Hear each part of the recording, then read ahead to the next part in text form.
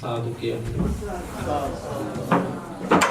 මේ අවස්ථාවේදී London Thames බෞද්ධ විහාරස්ථානයේ වෙනුවෙන් මේ අවස්ථාවට වැඩම අවදාළ අතිපූජනීය ගෞරවනීය අවසරයි නම් සඳහන් කරන්නට බම්බලපිටියේ ඥානාලෝක ගෞරවනීය ලොකු ස්වාමීන් වහන්සේව ලන්ඩන් තේම්ස් බෞද්ධ විහාරස්ථානයේ වෙනුවෙන් දායක කාර්යපාලි හැමදෙනා වෙනුවෙන් ඉතාමත් ගෞරවයෙන් පාද නමස්කාර පූර්වකව පිළිගනු ලබනවා. ඒ වගේම ස්වාමීන් වහන්සේ මේ අවස්ථාවේ මේ විහාරස්ථානයට වැඩම කිරීම ලොකු වාග්යක් කොට සලකනවා. එංගලන්තයට වැඩි පළවෙනි වතාවෙම පළවෙනි ධර්ම දේශනාව ලන්ඩන් තේම්ස් විහාරස්ථානයේ සිද්ධ කරන්නට ලැබීම මේ කාගේ අපේ වාගයක් කොට සලකමින් ගෞරවනීය ස්වාමීන් වහන්සේට පාද නමස්කාර පූර්වක ආරාධනා කරනවා ධර්ම දේශනාව සිද්ධ කර දෙන්න හැටියට කවුරුත් සාදු කියනවා.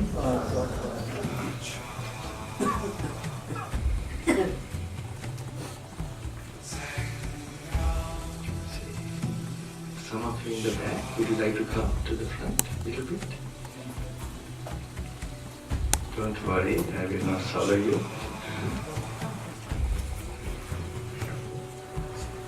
It's okay, you can stay. So, well, I don't know. This is my first trip in a way, but always I had the spirit for long years, how I can be honestly, how I can serve the people. So many years back, I was invited to States as a young monk. Then I told them, the invitees, that when I am an Arahant, I will come. I know that you know the term Arahant. I was not joking about that. I was really meaning that one day when I don't get angry at all, or greedy at all, or have no idea of any particular ego or sense of self, that this is the time I should go and share this peace and wisdom to everybody, not just London, anywhere in the world. I should do this. But it's not in your hands when you become enlightened, or you see, it is something. It's like some particular plantation. You don't know when the fruit will come. You can just weed out and put the proper conditions. And by merely wishing, it can't happen, my friends. So same way to this practice, I thought at least when I'm 40, I had some idea or some anticipation, but no. But at the age of 40, I did come to the public in Sri Lanka. And even in Sri Lanka, I would have liked the same. But certain things by force, by destiny, or I don't know what you call it, that suddenly crowds started coming. And I began to feel a certain mystic force. For many years I have been feeling this, that there's certain guidance, the protection of this noble Dhamma, the pure Dhamma is not easily destroyed. And we need only instruments in this planet who would at least sincerely, with a pure heart, will recognize their mistakes and would try to, if you think you're a healthy person, that you're a perfect person, that is the biggest, you could say, the germ or the virus in you that will not make you grow. Soon you realize, I got angry, I have jealousy, there's certain imperfections in you. That's the first step for recovery. So, you'll see that I will just, my mind will just go here and there. I'm kind of a spiritual monkey mind. I call like this because as it comes I would speak to you all. And you must know that I have gone through a lot of hardships in a certain way. I don't know how many of you know any background of what I've been doing. Anyway, at that time it's not in your hands. When I was 40, I came to the public, and then still I went back. I gave few programs in Sri Lanka, and I went back to the forest and the Himalayas. Himalayas was the main place I was visiting. Then 2013, 14, I faced a certain situation where I nearly came to the doorsteps of death. But it was still, I managed to make it. Altitude sickness, I don't know if any of you know. When you go to the higher altitudes, you get lack of oxygen. You get it can affect your lungs or the brain. There's no medicine, you have to go to a lower altitude. So there I faced this particular situation where, I don't know, luckily the body was strong, I was all blue. And I was going around Mount Kailash, and there, I didn't know how I made it. I was just imagining a vehicle is coming now, anytime. There's an impossibility a vehicle to come. I have to make it. Luckily it was only the headache, severe headache, and the blue, this thing. If it was the breathless, if it was with the lungs finished, you would have not seen me today. Anyway, I made it. Took some days, even the nights I had some difficulty, but slowly recovered. But 2015, it was a real situation where one whole night I was not sure I'll make it. And both these occasions, when I was preparing because I don't know, it's not in my hands, anytime I could pass away. We have trained a certain meditation where we look at the present moment or the phenomena, this so-called body, and the experiential world with this consciousness, what I am conscious of. There's a practice which I started to do daily after another crisis I faced when I was in 2004. It was in the jungle. That's another story anyway. And after that, this practice was going on as a habit. So this is a practice where you prepare normally, and if you can really get focused with that, you really don't die. I think the Arhants, they are the ones who perfectly do, because they don't identify with what dies as their person. Say someone takes your cloth and burn it to some place. Do you think you're burned? That's not something you have really clearly known that this clothing that you're wearing is something external to you. Okay, it is very tangible, very clear. I mean, mentally tangible in a way you can feel it very much. But at a point where you train to see this body too is like that, like a clothing. Not only body, your consciousness, and you're kind of recognizing things with the memories in the past. We were talking because in the car he wanted to, the memory from the past, how we make up this recognition. But memories are also wrong ways of recognition in the past. Without using the memory, you don't have any experiences, very rare experiences, where you are free from memory and you just see things plainly. And those things also that is how we experience the present moment. Those things also, they depend on this body. Without a body, you don't get consciousness. Consciousness is an instrument for, the body is an instrument for consciousness. And you can see, you can't even perceive a body without consciousness. If you're not conscious, you don't know even you have a body. You understand? So these are it's the least thing understood in this modern world. They call it the hard question. Then, in the intellectual world, they have the idea, because in the modern science, it is thought consciousness is explained, maybe could be explained through the physical body, how the neurons are working and so on. Because you can see the neurons and all that working. When you see a sun, can you imagine a sunset or something? Can you imagine? Or can you imagine myself now? You can see me, right? You can close your eyes and imagine what you saw. Okay, or a sunset which you can imagine previously, a scenery. Maybe here, I don't know. When you get a picture, right? So the picture, where do you get it? You look at the body, how it's functioning, while you're picturing the picture, or you're seeing the picture in your mind, you have the functioning of the brain, it's the neurons or whatever, that's happening, the nerves. But then, where can you locate that? So that is where the consciousness comes. Consciousness is separate from the body. Body is just a vessel or a sort of support for consciousness to take place. If you try to explain through that, you're never going to find the answer. So it's very nice for researchers, they can have their jobs going on because it's never-ending solution. But of course, in the ancient wisdom, it's well known, it's a separate thing.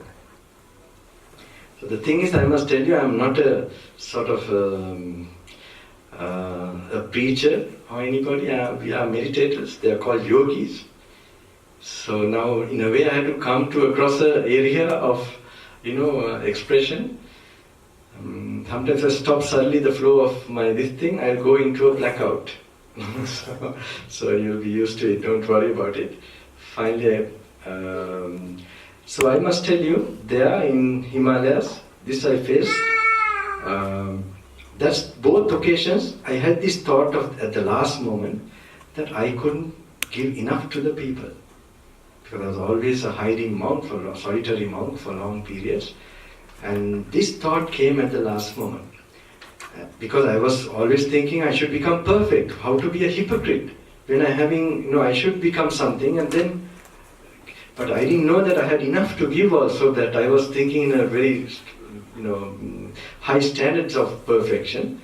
So anyway, that was a moment which triggered in my mind that I must share something while I am achieving. Like while you're working for your PhD, you have your masters and whatever, you must share something from that, for example.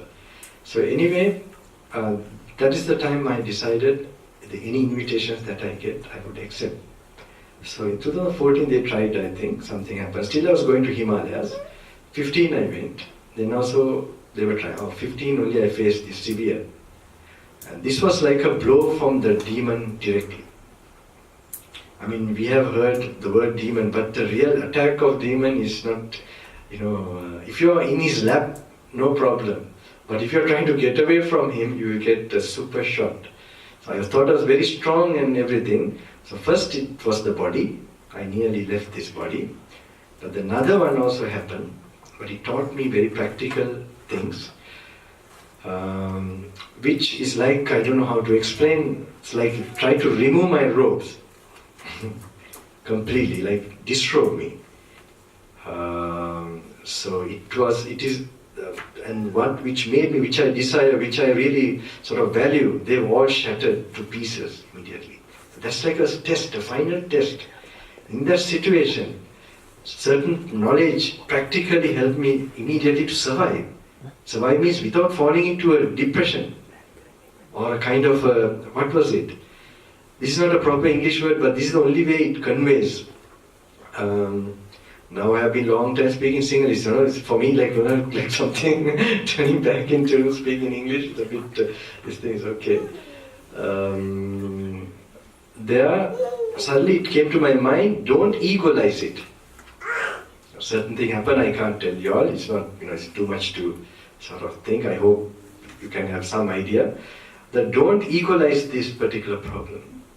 Actually, don't personalize it, but it doesn't convey that. I don't know whether you have another word which will convey the thickness of our ego. And that which we identify a problem or a situation. Problem means where all problems come where you expect something and you are in unenlightened state of mind. That means you associate which is not you as you. And when something disturbing or something opposite happens, then naturally you'll be disturbing because you think it's you, it's happening, and the mind has been building up that particular identification. So anyway, that time, immediately it came to my mind, it's just a happening. It's just a phenomenon. Let it pass away. And this is the one that made me survive. And the other thing I later realized, all these difficulties come when you're closer to a goal. When you're close to a gem. When you're coming closer to, you will get so much. All these great achievements people have achieved, it is after tremendous, like we have been tremendous challenges and tragedies and things like this. So anyway, that time, but one thing, there I realized just to see it as something just passed away. Or it's a phenomena. Kasi dui makil. Amma singering kiyadida. Singering kiyad Englishin kiyadida hari wade tamai. Muka tarage wachane no hariyata දැන් හරියෙන් කතා කරලා මෙහෙන් කතා කරනකොට දැන් ස්වාමීන් වහන්සේට වෙලා තියෙන ප්‍රශ්නේ. So anyway, that was a very, I hope it will help you all also, where you don't, but we are not trained to do that, we have so much thought, these problems or worries or whatever, these are ours, there's another thought. Who is you really? You must begin to understand that. But it's no point just reading a book or listening to somebody you have heard, this is not your life, this is not you, as long as you personally don't notice it. You understand? Let me do something. Do you have a scissor? Can you quickly get me a scissor? Let me... Wait, I will... So this is... In my case, I'm not trying to teach you something new. I'm only trying to teach you how to make it an immediate experience. This is my job, this is my life also. It's not something, a book they are kept and...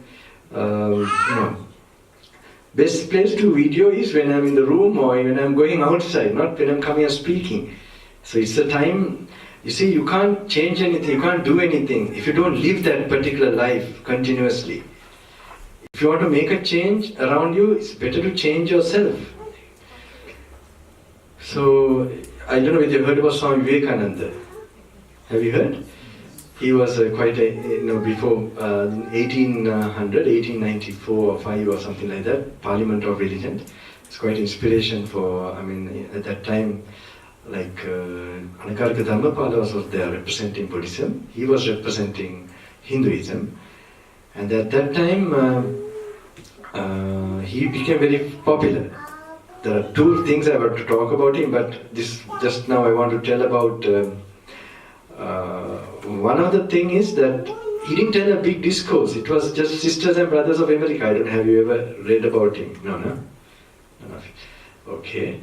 So somebody asked later, what was that power? I will touch this subject also if I have time. What is this power? That, just those words. There was no way of recording. But we can imagine, they say his voice was like a Chinese gong. And something else they equate to. And that time, what was it that, that mesmerized all these people and gave them that, so he said for 12 years, there's a practice in that meditation system where they refrain even from thinking of a sensual thought. So I must tell you that when I heard this, and then he was practicing that, and then a kind of a, lining or a sort of a veil in his brain that is taken away, and that there's a super brain which starts to function. So he practiced that, and after 12 years that purity burst out. Okay, I will touch that later, how, I'm going to touch that part which is very relevant for today. So to know that, you can't imagine, then you know that if you want to do something in this world, constructive, even worldly wise, I'm sure, you should not waste your mental energies. You don't want to be just a normal person and die. The greatest crime, at least recently I just thought about it, the greatest crime is to die without being self-realized. Being a human being. You lived only a dog life and not knowing who you are, the secret of life. This is something, it's going to be a great waste, a great crime. That you allow animal pleasures and passions to, you're missing the bus. I'm sorry, if I get, my demons get awakened, finish, So anyway, I will tell you about Swami Vivekananda, this part. I'll come to this subject. He was asked, then he was telling one day, he said that somebody, a mother brought a small child and asked, Swamiji, my child is, addicted to, he's little fat, addicted to sweets, eating, no sugar. So then can you give you a mantra or something for him to overcome this? Then the Swami Vivekananda has said, Madam, come after 10 days, then I will give him something. So they waited for 10 days and they did come. And when they came,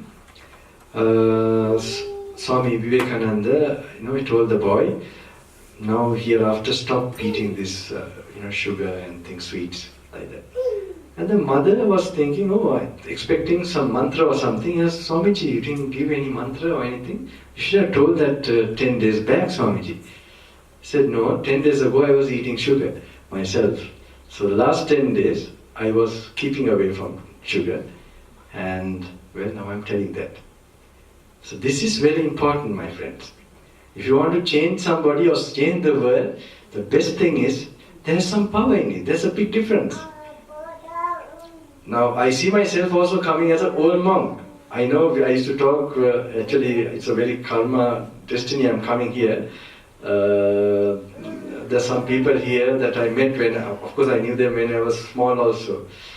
And then that time also I was telling something, but I can see the preparation. Now all the energies I would have spent for more studying intellectually in the university wise, right?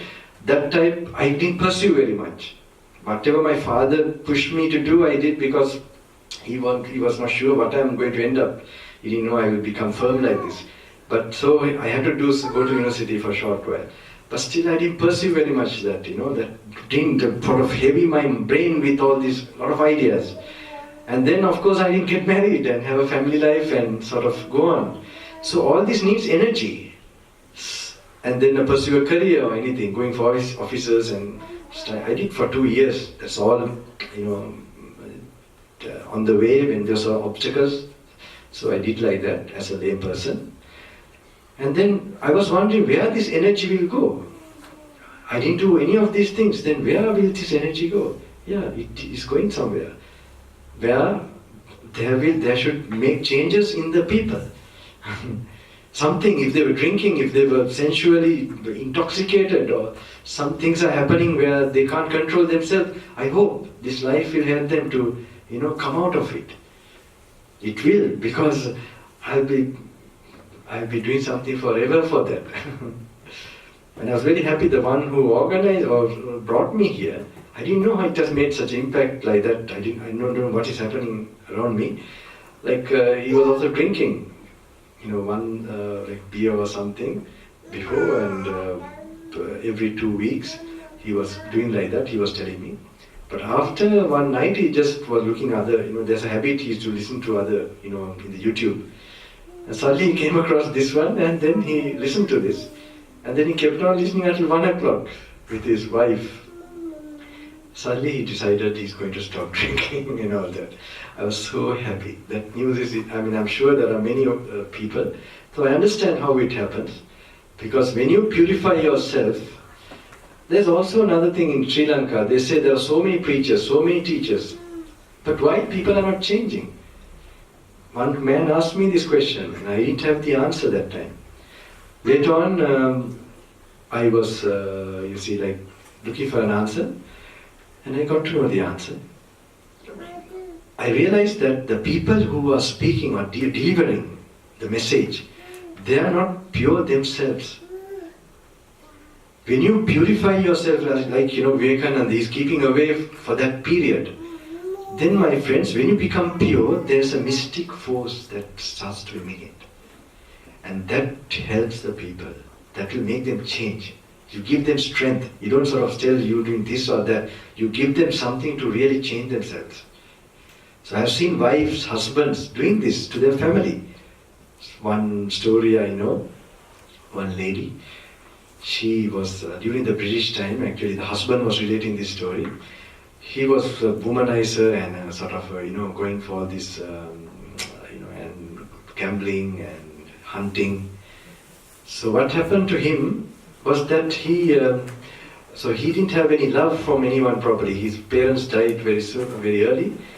And then what happened, he got married to this nice lady. She was giving him a lot of compassion, and so he really appreciated that. So she was very spiritual. So she didn't, she never sort of criticized him, but he stopped womanizing, he stopped gambling, but he was still addicted to drinking and smoking.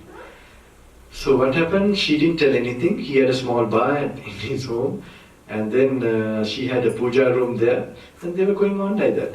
But then she made a kind of a, truth assertion. I hope my masters, teachers who are, blessing me, that my master, Thames Buddha, that I am following you, that one day will, make my husband more purer and help him somewhere. She was thinking like that. So one day, she happened to go to one kind of, some Katina Pinkama or puja or something, I don't know. Anyway, when she went, the husband was also happy because now when in peace he could take his drink in the bar. So he went to this particular home bar there, and he was preparing his drink. And then he wanted to light a cigarette. But when he tried to light a cigarette, there was no matchbox or lighter. So then, the whole thing is not complete without it. So what happened, he was really, then he realized there's a lamp that is burning in the shrine room. So normally he has never gone inside the shrine room ever, only the wife goes there. So he was very keen to sort of, somehow to get this done. So he went inside, but with some kind of, hesitation. And when he immediately started to write, something happened, he said. Something happened. We changed his life completely. Why? Definitely the purity of the wife. If any relation, any family member change himself and do this, you will begin to find certain, certain things that you don't normally experience, because most of us, we are sort of a little bit hypocritical, We ourselves, we are got so used to seeing the faults of others, but we never check, and we are not perfect to do that. And if you purify ourselves, enough, you begin to notice that purity will look after everything. You don't have to even worry. And even if you worry about your husband or children or something, there's a personal attachment to that. And that attachment itself is a mentally created. Say a child dies and is reborn somewhere. Would you like that child again? I mean, you would want that, a child that looks like the one you last saw, right? So to picture, if you really peel out the illusionary parts of our being, that's why some of the monks who ordain late, they just can't overcome the affection to their children. So normally they remember, they say, so they have this meditation, the 9 days, how the body disintegrates. And it becomes, how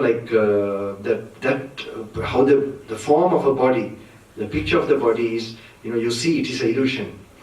It was not, we know when we are small, it's a different body, and now a different body. With that length of time, we can see the change, and kind of that is not the really, what is ours should not be changing. So it's changing continuously now also. So anyway, this particular, so this, if you just imagine another child, you would not want to, you would just like to have the same picture. So this, I had to use some energy to talk, just energy of thinking. When I'm gone more into a no thinking zone, but this is my karma, this period. But there's some destiny also in this. I must tell this. Even my teacher long years ago, he happened to tell, you must help, you should go and help these people, they are waiting for you. I didn't expect. Now I can see that, and 3 years back, I was in Rishikesh, I don't know, in Himalayas, the foothills of Himalayas. And there that one man I met, a man or like a saintly person, so we had a small, we just waited near this thing and he just said, Swami, what was it? He said, Swamiji, he's calling me like this, when you are 45 years, you'll have no time to even come to this area. And it is so true. To think I could become so busy is an impossibility for me. All these years I was sort of so still for the programs, I get late. Why? Because some certain routine practice which I'm doing. Because one thing, if I come here with a long face, what can I say? I will have a long face if I'm not practice, if I don't practice. So I tell, at least don't have a long face. You can't act that you don't have a long face, you know. If you have sadness inside, what can you do? You have to have a long face. But sadness comes, my friends, because you are not pure inside you. That's not a problem. As long as you have so much identification and impurities, attachments and passions that you have not cleaned, you will not feel happy with anything you get or whatever you do. It's like you have a rotten tooth, you know, in you, and until it is taken out, you have the headache. So until you clear your visions and how you see, if you had even a crisis, immediately you will be free from it. I don't know, I told this story many times. You must be wondering why I bought this scissor, right? I will demonstrate that. Don't worry. That is kept there and I'll bring it back. In Singapore, I think I'm on my way to Australia. Now, I'm not going all the time, only one trip I went, and it was for 1 month, and then the videos that came out of that 1 month, only that now, you know, the other, like a chain reaction is going on. Somebody, people say that this discourse is like, you know, eating abin, you know abin? Because some energy, it will some opening up your certain nerve systems. So I hope it is an abin that is, you know, an abin that will take you out of all intoxication, that will remove all intoxication. I hope so. So on my way in the airport, I met one Sri Lankan gentleman, and he was in, first, you know, normally today, even the Sri Lankan people, you know, they are losing idea, the normal protocol with the monk, all that is little bit, all going slowly. They're almost becoming like friends, you know, and things. There is no that, so that's a certain modern day situation that's happening slowly. So anyway, I was just waiting, and then suddenly he realized that there was something, and he was in a great depression. So he's coming from Sri Lanka, maybe I think his mother is dead and his near relations are sort of really behaving in such a way, want to get the property and things like that. So he was like disillusioned, and he was in a very big, I knew he was in a very terrible state. So he told me, Bante, I'm Swami Master, in Sinhalese, I'm really in a state of depression, I don't know whether even to going to Australia, what I'm doing there, what I'm going. So I just told him, can you see me? Then he said, yes Bante, I can see you. And can you feel the weight of your feet on the ground? So I said, yes, I can feel. Just that is all which is real. All that is just a thinking process. Thoughts that you have generated, there's no belonging here. And if you just keep on little bit, just noting and keeping on that what you're immediately feeling at this moment, especially the very gross thing like you're standing, the heaviness in your legs, or what you're seeing immediately, or even the thought. Just note that I'm having such a thought. I'm having a disturbing thoughts now coming. And then I could see his little bit lightening up. Because to know slowly that this is in a nightmare, to know it's a nightmare, it's a big thing. And it's a dream. And you will not take seriously anything, my friends. Even some people start complaining, crying, me, Bante, I went through this and that and that. Yeah, okay, but was it you that went through that? Is it your real self? So why you cling on to a thing that is not your real, real substance? So, but this have to be sort of re-observed and reanalyzed. Not to imagine something, really to find out. I was coming to this topic, so finally this might... So, let me see. Anybody, I don't know, who is willing? Maybe I use my friend here. Is it okay? You can come. Is it alright? I take a little bit of your hair? Is it okay? There's no problem, right? Sorry, one day he was in a hurry to carry my bag. I said, not yet, little later you can, don't worry. You have a wife and you have... But it's get better, you become a monk even within you, I mean, mentally. I'm not telling you to put on robes, but you practice these things and have the coolness. You'll become a better husband, a better wife, a super husband, I would say, a super wife, forgiving, not finding the fault or seeing anything, I mean, to forgive someone's mistakes, it's not an easy thing. And not to sort of judge the people around you and all this good compassion and the good vibes going around you. I mean, you will be, whatever you become super in that field. So I'm just asking, do you feel the, like this, the hair you have, you feel it is you, or how is it? More you, yeah, correct? And even now, it's up there, and you get a sense, this is my, right? No sense of you. So I just cut a little bit. I mean, you don't have much hair, unfortunately, these days. In Berlin, I had someone with a longer hair, but he looks handsome still, When he was young, some people commented, I didn't want to tell him now. They should tell, Gyante is very handsome, He was a young boy, you were very young actually, 18, 19. And I see he has not changed very much. Anyway, this bodily thing, I hope I can give them some tips of completely to become handsome forever, really. So just take a little bit, okay? I think there nobody can see.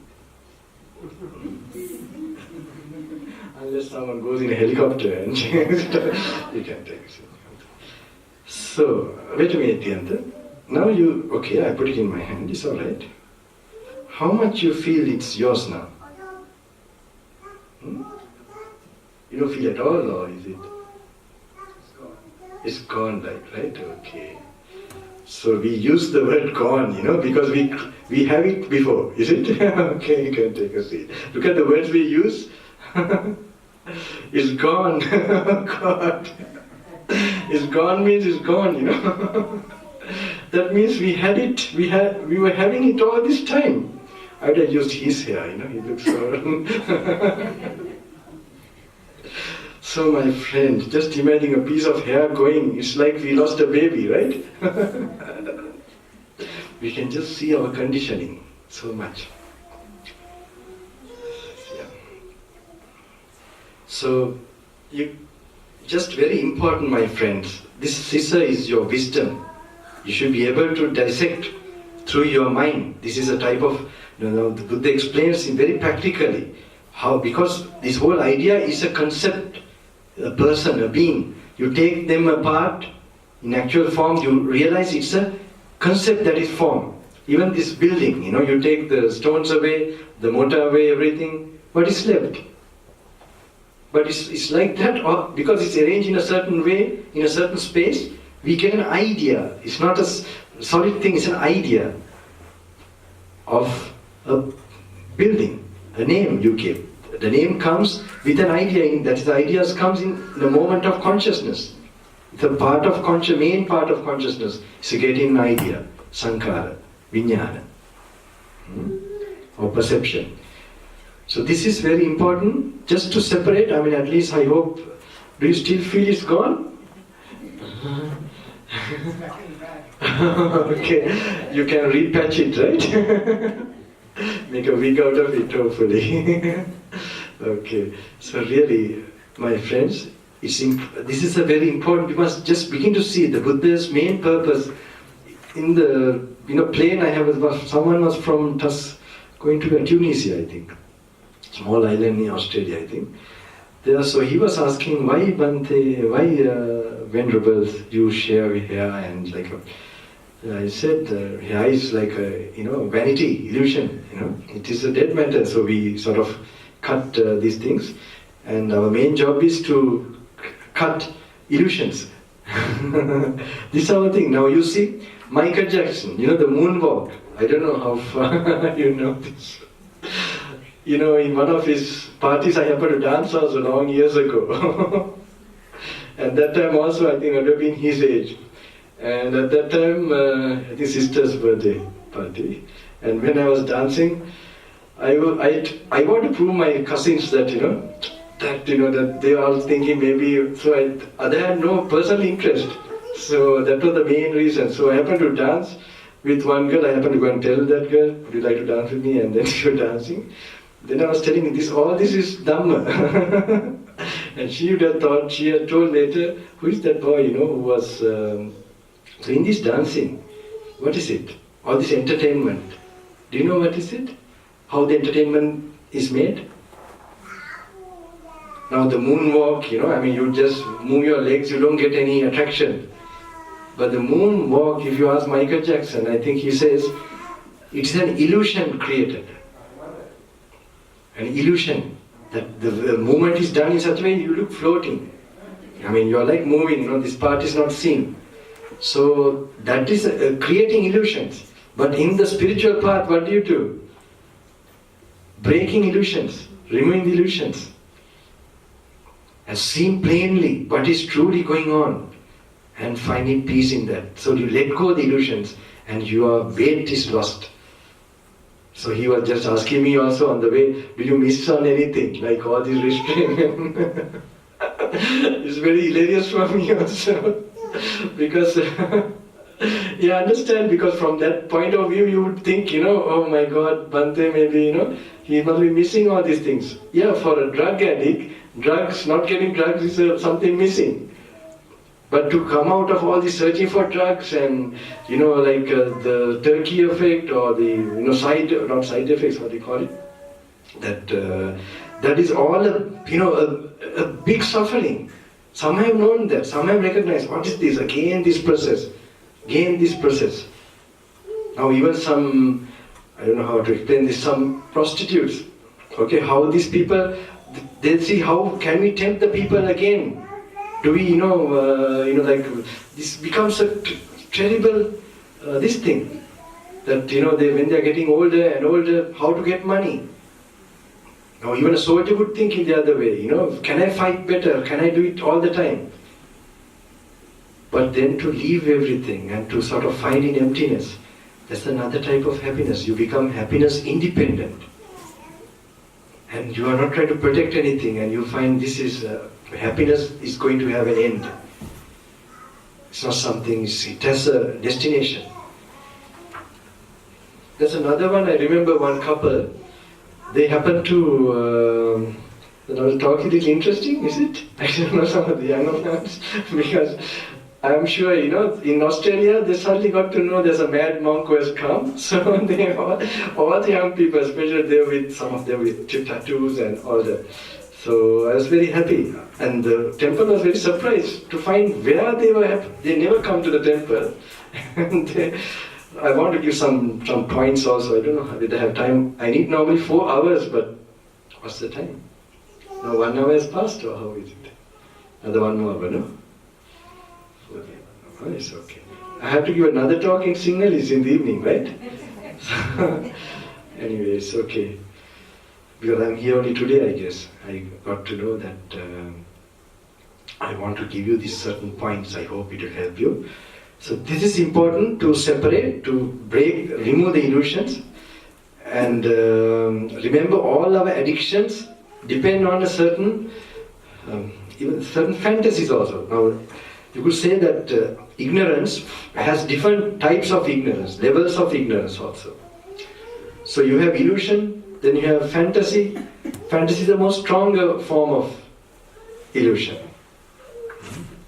So illusion is there, everything is like an illusion, but fantasy is a more sort of stronger. It's like wine and then you have whiskey, something like that, more alcohol in it.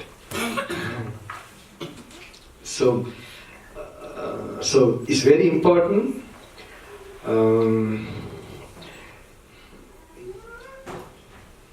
me tell you what to tell. So breaking this illusion is very important. Just dissenting. Now one couple I remember, one old gentleman, he happened to, his wife died. And when his wife died, it is a true story, and the wife, he couldn't believe his wife died. She was like this, like she used to see the picture of the wife. So he wanted to go to the mortuary and find out, whether she's really dead. So when they were cutting him and when they were embalming the body, he wanted to see. When they were taking the things out, all this, what is inside, then only he came to his senses. Really, my wife is dead. All these years, this like a rubber thing that I was thinking, this is my wife. So when he realized, he thought after that, he said, next birth I'm not going to marry at all. But still, this birth also he was then looking after his grandchildren and things like that, getting involved. So that's an emotional experience. But that's also quite good, but it should come as a kind of intuitive experience. Then only there will be, it will be a constant driving force for you to let go. In Berlin, somebody asked me, why did you become a Bante? Some of the Germans, then I suddenly, it just came to my mind, I asked him, why are you not a monk? Really? I mean, you're seeing from that place, I'm seeing from here. I'm seeing, why are you not? It's like something you're holding on to, and somebody has let go. But who has let go, he has seen that what he was holding was a snake. He has seen it, and there's no question of letting go. Right? So the people who are not letting go, why? Because they are not seeing it properly. They have heard it. They have listened to it. They have intellectualized it. They have something there. It has not come as a personal experience. You can know from the actions of a person. Excuse me? You have to go? Discount. If you have to go, I'll give you some blessings, but if you're coming, okay. So, in the end, I'm giving some blessings, okay? If you're going, you just tell me, I will do it now and send you away. That's my small present to take away. Okay? I think you all are not used to sitting on the ground. Is it? You are used to, are you? I'm not very used to. Oh, you made that? Okay, oh, how sweet of you all. This is, I'm comfortable now here, it's okay, no? Because this is how they happen to prepare, this is how I stayed in the jungle in Bambalapitiye, it was a stone bed actually. So the first program, it started like this, they prepared just as it was in the jungle. And I don't know how the message goes somehow there, when I'm going place to place that to prepare this thing like that. Because I feel I'm like coming from the forest and coming and telling you something, making me at home. But now these days I'm in flights and all sort of chairs. So, where was I?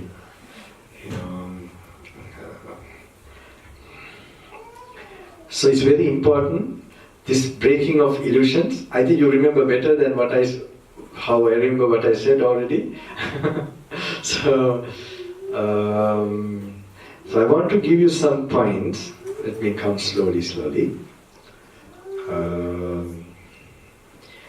So it's very important, if you want to get detached, you have to have a personal experience. So there's a way how to come to that personal experience.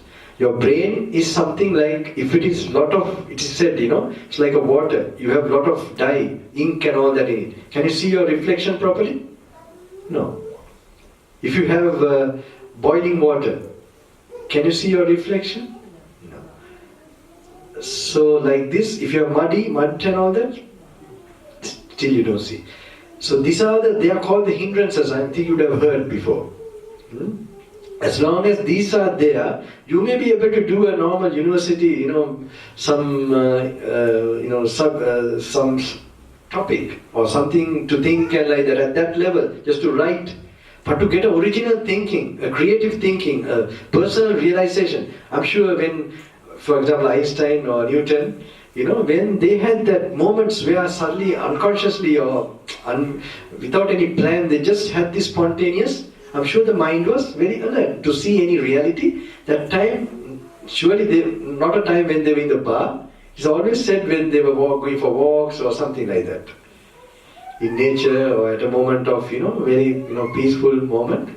There are some ideas you can get it. We can't say it's all like that, but generally, because some say that when they have a little bit of wine, they have very creative mind coming. That's another type of creativity, I'm sure, because it takes you to a kind of but to get this, the deepest things of life, the secrets of life, I'm sure, you need a certain degree of, tranquility, so that you clearly see without an effort. So these 5 things, my friends, if you have, there are other things, sleepiness, dullness.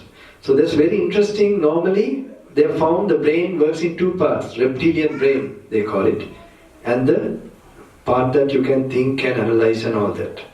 So, whenever these hindrances are working, very interesting, it is the reptilian brain. With the MRI scan, you can see. But today there are so many ways the reptilian brain works. Being unmindful, being impulsive. I'm sure, that unimaginable ways this reptilian brain is working today, we don't recognize. Because it's happening to all of us. And I'm going to come to this subject, it might be very relevant. Like, when sometimes, I'm not using all these things, especially the cell phones and all that. You have always texting and, I don't know, some of them are always, that is their meditation today, right? So to always be focused so much on the external world, the mind gets so connected to the external world, then it weakens. So to that same weak level, definitely to be addicted also. Addicted means you have to repeat again to keep yourself, if you can keep away with that for 10 days, it's okay, then there's nothing has happened to you. But you find that you just have to use it. That is definitely an addiction. And with that addiction, if you look with the MRI scan, surely there is that amount of dopamine which we, before in the past, knew it was only in alcohol or things like that, that this level of dopamine was released. Feel good hormones. So now it's well found, the computer games, that it is equal to like a heroin addict. The dopamine that is released, and in addiction in computer games is very well known. But I'm relating this to something. There are so many topics I want to put into you all. Have you ever heard about these things from me? No? From YouTube again? Yeah, well, listen, no? Okay, I will approach this. This is very important also to know. In your life normally, there are sometimes suddenly you realize that you're coming to these programs and things like this, spiritual things, and suddenly there are times where you go out of control, You call it the darker side in you. This happens, it should happen in this modern period. So suddenly you go, there's some things which you do hiding yourself, hidden. And that is definitely harming you, your spiritual thing, and it's sort of draining whatever you are, feeling in. So if this is happening in your life, that means this kind of distraction is always connected with greed, hate or delusion. And when that level of greed, hate and delusion is activated to a certain level, then only we do something which we don't want society even to know. We just go suddenly and hide ourselves and do that. So if that is happening, if that level of frequency in your greed, hate and delusion, there are dimensions which are equal to that frequency, low frequency, or higher in negative frequency, okay? And that level, those dimensions get opened up. And there are beings living in those dimensions. They get connected to you. So sometimes you wonder why there's such a driving force to do the negative things. If you have a driving force, for sure, there are these forces behind you. Suddenly you want to go to the club or to the bar or something. Or go to now no need to go there, the internet site. Okay, now I'm slowly coming to the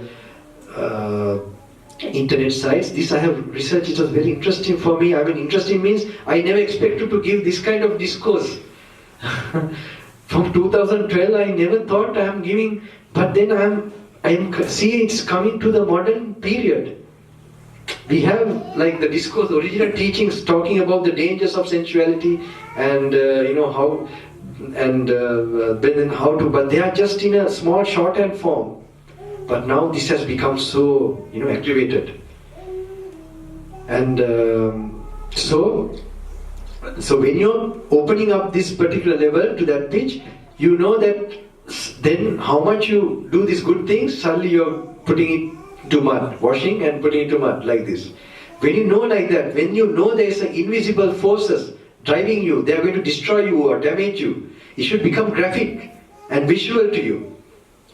Because now this is the way I saw. Now when I saw it for myself, it gave me an impulse to really keep away. If you think, no, this must be my destiny, I had to just overcome it, release my pressures, you put all these justifying views to do sin. Otherwise you can't enjoy sin. You understand? Remember these words, my friends. Otherwise you can't enjoy sin. You have to enjoy sin, you have to justify. You love yourself, you don't want to harm or destroy yourself. But if it becomes very clear this is going to really ruin my life, then, but it has to be very clear to you and convincing, then you get the determination next time when the temptation comes to keep away. And when you keep away one time, then another part of your brain gets some life, that willpower for self-decision. And then second day, third day, like that, you keep away for some period. Then the parts of your brain which was damaged get repaired again. And when they get repaired, and then your character, holes in your character get patched up. So after some time, now there are so many ways of, after some time, when you happen to meditate and get more purified, tranquility, another type of hormones get formed in the body. But they are not called hormones actually, because they are not identified in the modern system of study, the medical science. It is actually called ojas, tejas in the Ayurvedic. The rishis happen to know about this. This is the opposite of those intoxications, detoxification. From that, you begin to create moments of tranquility, and when the special part of your human brain starts to work, not the special, even the normal brain, that secretes another type of thing. It is called endorphins, also positive, I think. Any doctors or medical? Endorphins, no? Yeah, but they are supposed to be they are positive substance, not harmful, right? Or endorphins, right? Who are runners, they get? Okay, yeah. That's right. Aura, it makes you charming, it makes you strong. And that part normally goes to your brain and get deposited, the areas of brain which are not functioning before. And then they start to give you the spiritual drive, thoughts again. So it's like a cycle. You create another cycle which rebuilds you. And then, so actually our body is also like a pharmacy. It has all this ability to sort of create. So when we create this, open up those areas in the body, then that, that oja, especially what we are mainly interested is what helps us enlightenment, that part of the brain gets more and more activated. And normally when it goes, you can see in the body also the change, physiological change. There will be a shine in your cheeks, the forehead. I normally tell, don't lose that shine or the charm. And then you don't have to apply Nivea, no? Nivea you have? Yeah. In this part you have Nivea. I don't know, my grandma used to. Okay. Yes, you have a inside brain a factory inside a Nivea factory. This is very important, my friends. This will give you that particular beauty. Even if you are very old, you look so graceful and so that's coming out of. Otherwise, you'll see some of the old people. When you look at them, you feel something, because you can think what they're up to. I mean, you don't know, there's that inner sense coming about something. I mean, not the lipstick or some kind of this thing, so looking dead. It's just the flesh look so obvious, like it's just plainly flesh. But when you have character, that purity coming, that emanation of this, and this is something I believe, I don't know, there's one gentleman I see from, some of the topics I like to sort of relate it to the present condition that you're staying in this place, I was told in Berlin, that most of the Sri Lankans there, I don't know, but I heard in England it's a different, it's second, third, fourth generations, no? I don't know, is it true? Some of them have stayed long time here and all that. So I was told by one gentleman in Berlin, it's just one or two, I don't know, so that the Sri Lankan community normally, they have mainly the problem is an inferiority complex. I don't know whether these are true. And then the other people who have experienced mostly, or they are staying or established with the material more affluence, they are having like a disillusionment, like they've got everything and they're like nowhere yet, like back to square one. Sure, in sensuality. So it's nice to have a good marriage between both of them. I always think that this is disillusionment. So really, this both will disappear when you begin to enjoy self-realization, who you are, what this is, and self-control. Then you will separate yourself from this perception of these colors and forms and all these things. You will not solidify it. When that solidifying is not happening, you become not a person of this world. You understand? You become someone coming out of this particular world. This world is not a beautiful, it is actually a muck. Muck means muck, illusion, ignorance, egoistic, and jealousy, anger. Is that muck, that is the names of the types of muck in it. And you are creating something out of it. But when you learn to separate and kind of, sort of see yourself, not identify, that's the real education. Now there are people who travel all over the world sometimes, they also become more broad-minded. Unless some who are untraveled or just staying in areas, that they become so, it's also very unhealthy. Especially where they can't accept something which is new to them, novel to them. It looks something, threatening or something like that. So one must have more compassion if such a situation comes. But that you have to have the enlightenment for that, more and more. If you only do a puja and kind of this thing, then you still again, it's okay, these things should be done. But the main thing is, you must be a walking chaitya. You must be a stupa. That means you must be perceiving, you must not see bodies. I don't know whether you heard, I've been the LTT area. In 2003, I cut across the terrorist area in Sri Lanka. They have killed many monks that time, as a wandering monk when I was going. So those time I didn't see them as LTT. I saw them as Panchupada, 5 aggregates. Whatever I trained in the jungle, when I see the body, now even y'all, I would not think, I feel this is karma. So when you see like that, your way of reaction will be also different. You will know later the mind had never existed. There are certain things you can get to know, you have to analyze a bit, but this is also not the real understanding. But it is coming closer to an experience by thinking, which the experience is beyond thinking. So that's why I tell, don't make conclusions when you understand Dhamma in any form that maybe I have now understood this Dhamma in the way. Because just see how your change in your life is happening by that. That's the only yardstick that is more reliable, whether you're getting less angry, less greedy, less irritated, more peaceful, more tranquilized. So follow that way. But don't name it.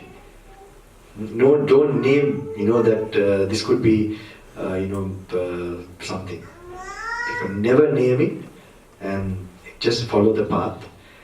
So one day I heard recently there was one gentleman, an English gentleman, I think a young gentleman, he happened to tell how he became a monk, not a monk, I'm sorry, how he became a Buddhist.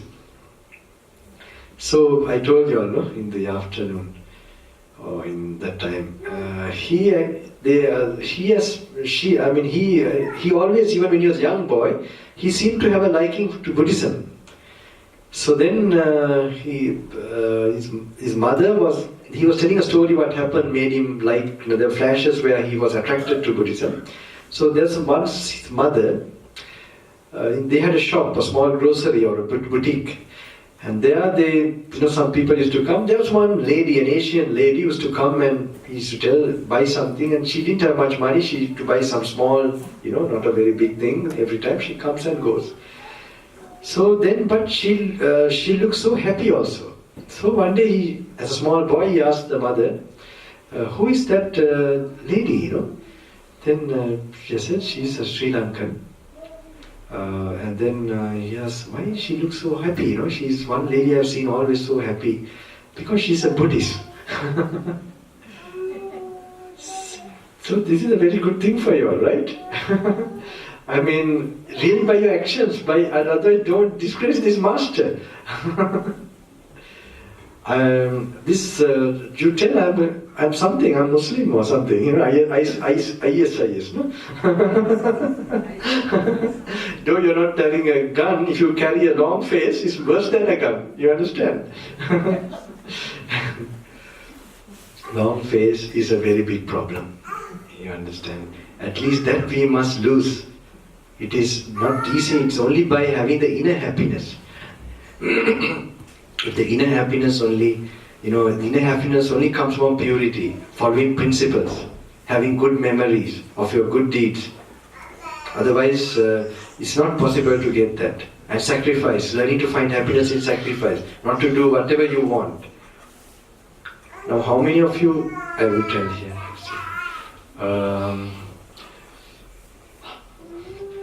How many of you are married, especially women? I'm not trying to find a suit or something.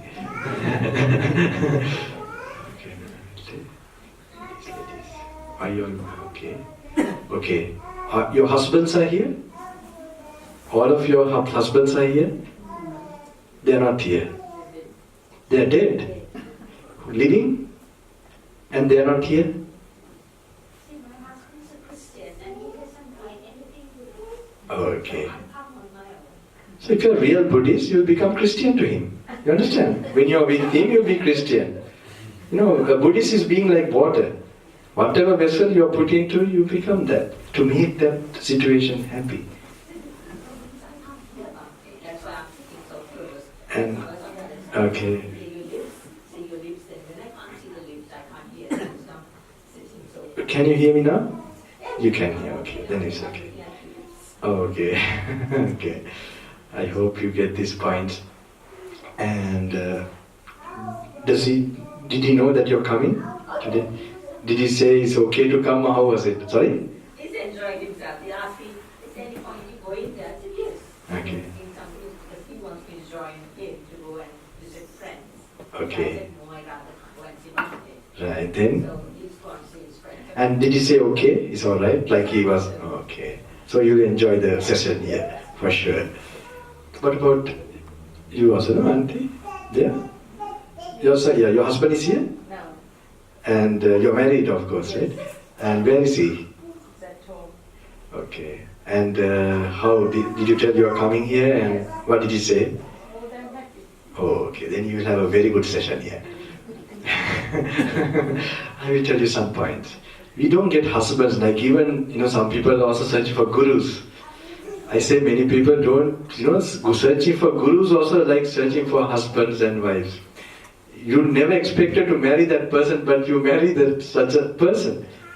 It's like something, it just happens. So even the parents you get, there is some destiny to you to get these particular connections. So I normally tell whatever, now in my case I have maybe pupils or devotees, or there are also some karmic connection. We call the karma, karmic connection. So this is something, it may be in words, but I don't know whether I have time to explain how it is. You must feel it happening. Don't believe it by some kind of blindness.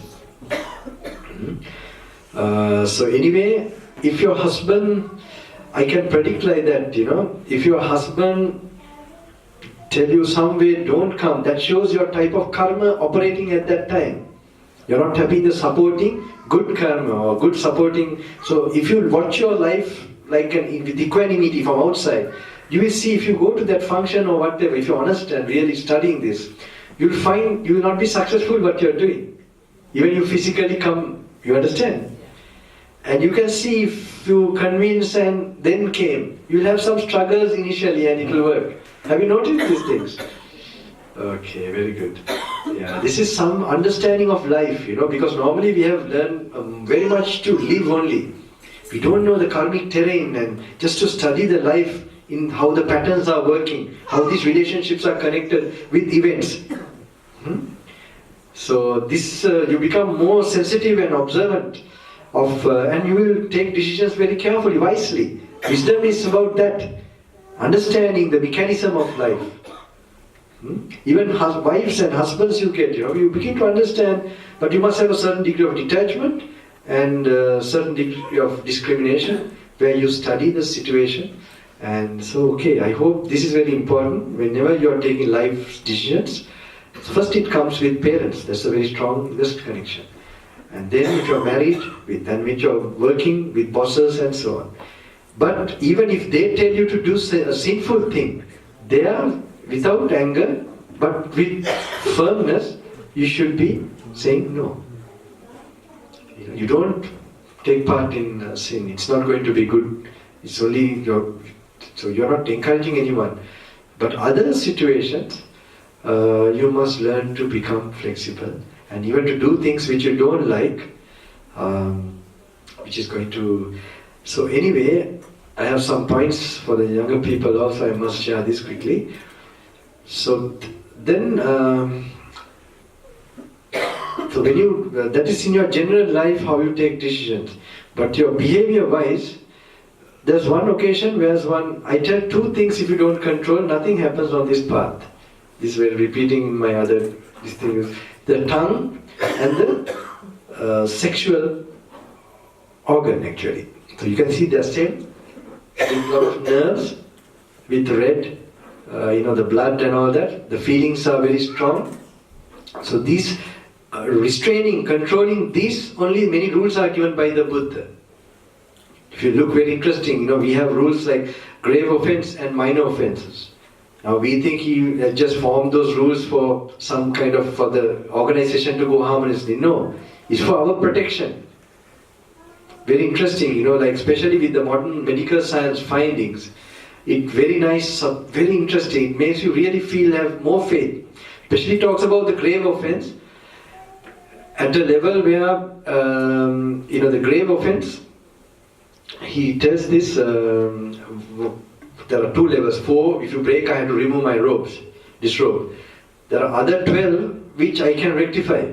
I can, there's a purification process and sort of not keep it hidden, confess to my brother monks, senior monks, and then there's a way. So the first 2, I don't know, you might not be knowledgeable about it, is in the rules. The first, now he laid down these rules when this cropped up in the Sangha, in the community.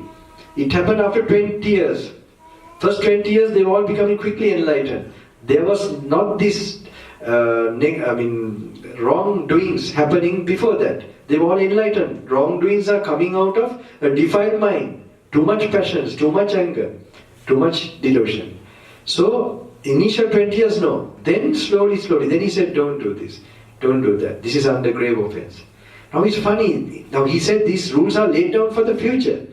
Because these rules will be the ones that are, protecting us for liberation as now this day and age. It was very interesting for me because how, now those rules, I was also having a struggle, lot of struggle, even because no one told us all these things.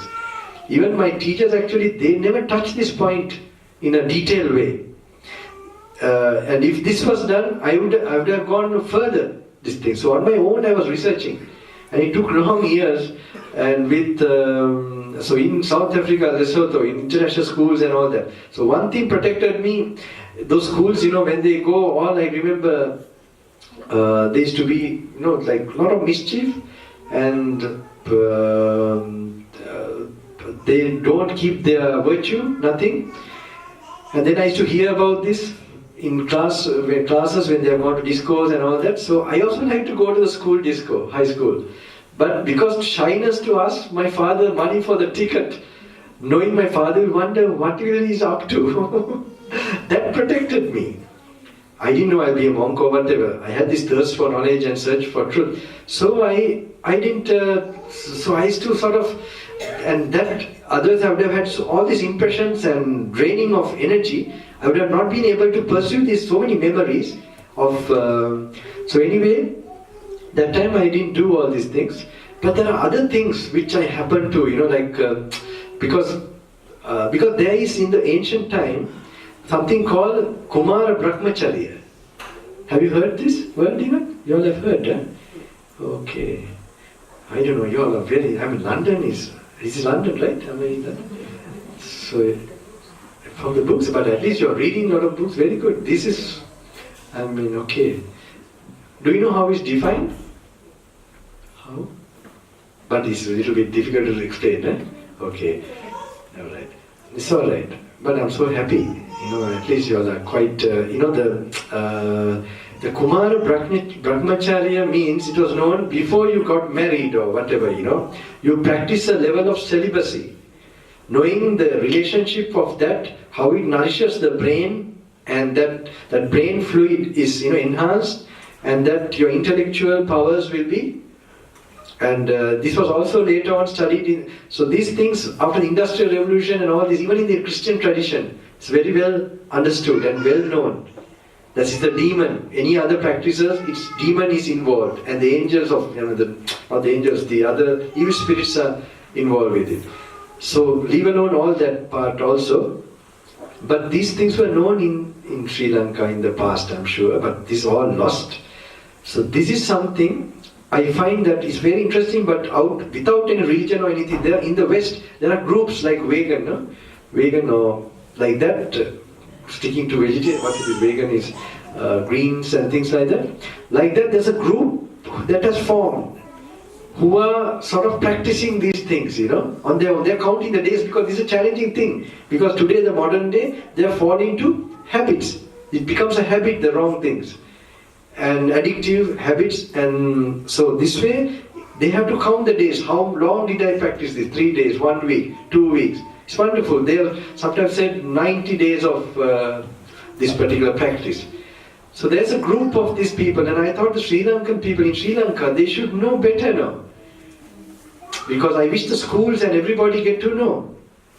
And so in the YouTube, I don't know, this is called, I don't know, because all of you are so knowledgeable in a certain way, you might even know. I like to tell to another audience, but doesn't matter, it's sake of truth, and to know for the younger people especially, it's called NoFap, N-O-F-A-P-P. Anyone of you know what I'm saying?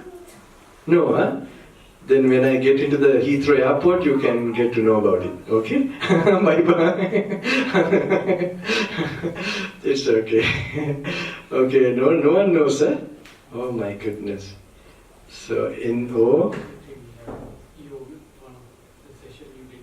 Okay. And did you refer and you find out what it is about, no? I learned about it from you.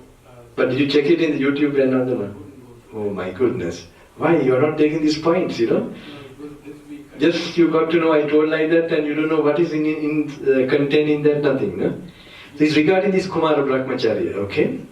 And these things never taught us in the school or anywhere, unfortunately. So these mistakes go when we are 30, 40, 50, 60, 70, even who are doing social work. I have met this gentleman elderly, and they just asked me this question, and they said, no one taught us this.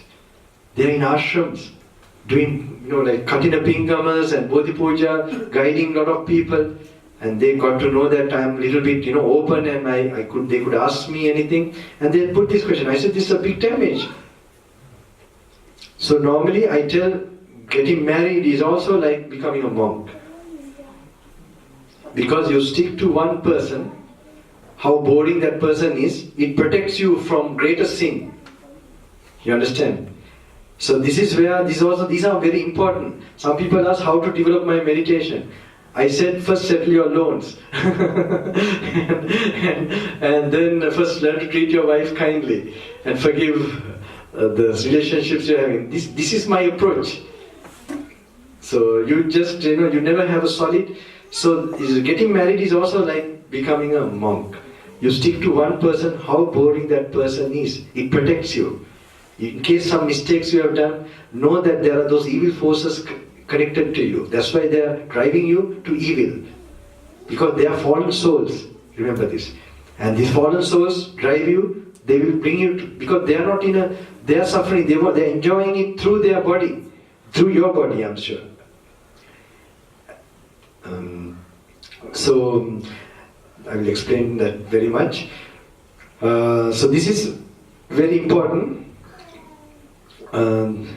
So this is called No Fab. I hope you can check it out in the YouTube, especially for the younger ones, above 14. I hope this will be very good knowledge and sort of opens up a way that you will recognize. I wish this was told to me when I was a young boy, really. And well, that is the level of karma I had, so that you can, utilize your life. It's not for many. Protect your life and bring its fullest potential. So there, I'm getting so many, trying to explain you all, so many points come into my mind. And so this is very important. And keep, as I told you, two parts of the thing. And in these rules by the Buddha, very interesting, the grave offense part, as I told you, it was only done in few people those days. Now there's not a person who is not caught up with this particular mistake.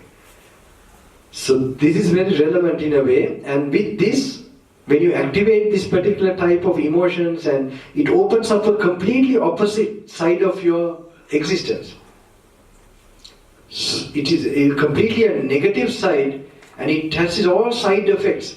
Anxiety, paranoia, all this comes out of feather pain, I call it. This also happened. Can't do something, this. You just can't wait. Did I put it into my bag? Check it again, check it again. Is the cell phone there? Is the keys there? Keys there? It's there already. Why you are looking at again? There. It's like I don't know whether it happens to you also. So, but this is sometimes the brain then which so much, so it can be only in other forms also, too much energy loss even to children, family, and also not managing your mental energy. So the other, I want to touch this quickly. So when sometimes this addiction, these things, when they are driving you, there are certain beings who get interested in the muck that has been created. The muck is created in the body, type of hormones, which they eat that, Now I will explain how I must come to how it is found. Because this is another entirely which relates to the MRI scan, very interesting. There was one like a rishi, I don't know whether you know, like a saint, rishis. The rishis, they have some mental power through samadhi. In the Himalayas sometimes, mostly they are there, some of them in the past, they are also less. So, because of this modernizing, it's all becoming corrupt. So anyway, there's one person, I happen to have some contact, who had some power, where he could bring those invisible forces, beings who are following you, into the body of the person. Now in front of you also, there are, but if certain beings are against completely, they would have stopped you from coming completely. But sometimes when later when I'm giving my blessings, maybe, but who are able to get your ancestors who died with attachment, so they didn't die. who had so much desire, they couldn't leave you completely. So normally they create the desire to you. Some have done also pinkamas and good deeds. But they had desires. So to children, to households, to cars, to their career. So they didn't clean it by enlightenment and purification. that is really following the way to enlightenment. Sadhugani Sohan Vendavat. They didn't travel that way. So what happened? They have done good deeds. We are surprised also. If someone tells they are now still in a stuck state, they can't imagine. Now sometimes that they have, if it's worse than that, it will be like a dog, for example. Now this might look a little bit like focus for some people. Anyway, if he's born like a dog, also, with all comfort, they have been, so it's very interesting, they're getting the comfort, everything. The good karmas, they ripe, but the state is strong. So the consciousness, the last moment of dying moment, how, if it triggered by anger, and you will get angry when you can't achieve when you have to leave what you like. When you don't get what you like, it turns to anger. Especially when many people who are quite old and they are not practicing the spiritual path, they are always in a very bad negative mood. Because they hate life. They can't do what they were doing. And if they have no particular training or any practice of this kind, then especially, what a dreadful state. Where was I? I have the biggest forgetting the problem. Okay, thank you. So then, so these beings are there. This one particular rishi, he was able to, sort of bring those beings. I witnessed this one time.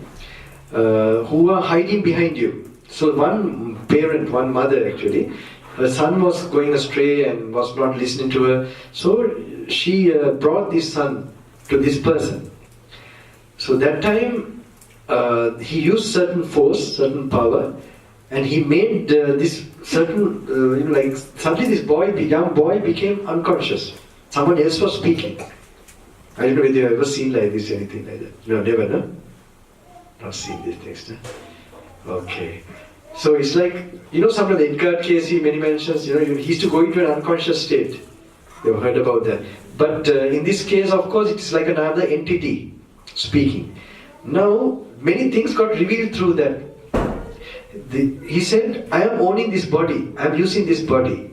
And then the saint asked, the rishi asked, how long are you here? Some of them I remember they said, when he was 12 years old, I came to his body. And how? Then he was telling, it was surprised me, when he was playing games. I was also shocked by that, And another place they say by Facebook. But I will tell you games, I was wondering how it is happening.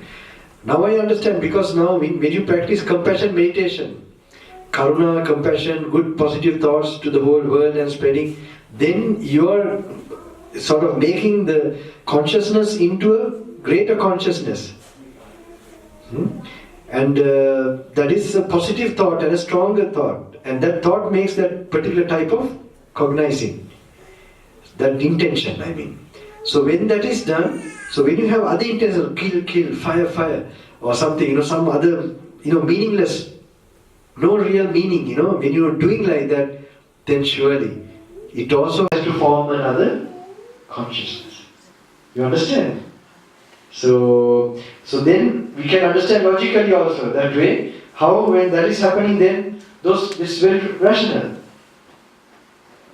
So somebody told me once in a while they also go to movies and all that. Sorry, it's okay, right? I don't want to. But it's okay. I'm not telling you how to. That's it. Even I also in Nicosia, that was my only entertainment. Going to a movie, and it was expensive those days. I don't know, 2.5 pounds or something. They are in the long as a student. I also didn't know. So, but anyway. Later, if you want to train your mind, you should start from smaller, grosser things. Where you are, you must see the immediate where you are doing the damage. Definitely about nofap, you must really rectify immediately. This is my... Now I have told you before, marriage is like becoming, like becoming a monk. Why? You focus on one person, and you sort of, then you not allow the other. That was sacred, that was made like that. And finally, if you are really meditating and practicing, it is to create a child. Only this connection should come. You come out of this illusion. More you sort of, drain these things, you enjoy that pleasure in any form, then you can't reach any other higher consciousness. You're so tired. Your energies are all gone. This needs some super energy to get those thoughts and to keep focus, and then only you take off. Do you get this picture? This is a bit new Bana teaching I'm telling now, but I'm getting a clear picture of it. So you need that energy, and the greater the pleasure, the greater the energy loss. Greater you feel tired. After a good meal you enjoy, you feel tired. That's why the tiredness makes you sleepy and angry, irritated. So this is something you have to understand. So if something you can keep away for 3 days, 1 week, like that, you must start. And you must take a photograph of you or look at yourself in the mirror. You see physical change or something, you should know tangibly some benefit is happening. Otherwise, you can't, really continue this kind of thing. And you must feel in some knowledge and so on. So that, you get weapons to handle this, because this will come in different forms. So the other thing, you have to also, there's a nice story, there's a book written, I don't know whether you ever know about this, that how to find a perfect husband. There's a book written by one famous author, and how to find a perfect wife. Have you ever heard about this book? It's not out yet, I don't know. No? It's too late by then. Okay. But at least for knowledge's sake, that's okay. And to have good memories. And there was this particular, they say, I don't know whether it's out here, and there's this gentleman, he happened to go to get this book, CNNA or somewhere, in South Africa I guess, and it's out now maybe. And then he couldn't find it, so he had to ask the cashier, where is this book, How to Find a Perfect Wife? Then he has said the fiction section. Yes, so it is a fiction. So if you have this wisdom and idea, you will not, otherwise at the age of 80 you will have your marriage again, another one. The body is the thing, the consciousness is still searching for fulfillment. The unenlightened consciousness is searching for a fulfillment in a dream. So it's like drinking, salt water for thirst. So many examples are given. No person is quenched by, again, and the sensual world is like that. And you go into the reality of it, more you go into, the more the suffering will be, more the trauma, because it's not what you're achieving, but whether you're getting what you are going behind. It's you're weakening yourself, even the smallest things don't satisfy you. You need higher dosage. It's the same with games and addictive things. You have to give a higher one to feel. And if you don't turn and turn back, you're going in a destructive this thing. You will not look at for principles or anything like that. And let me see whether I covered some of the points. Internet also, there's some of these beings, Facebook, they said they enter through Facebook, one place. I don't know. So you might know, wherever you find you're getting addicted or you want to look at the comments, or I don't know. Thaman told me, these are all addictive, this thing, definitely. These forces have entered you. There one place they say, one person says that, when I was with this rishi, that how when they enter, many things are revealed. It was very interesting. Like, how was it? When they press that particular page, that page, when they press that particular, open that page maybe, open that page, that they are in my control, our control. So you don't have to open it. When you get the thought to open, start to work in your brain and just you go into it. You forget about Bhante gave a speech about these things. You think, no, today my last enjoyment, tomorrow I start. Right? The tomorrow story will happen. No, not with me. No, something will happen to you all. You are not going to meet me.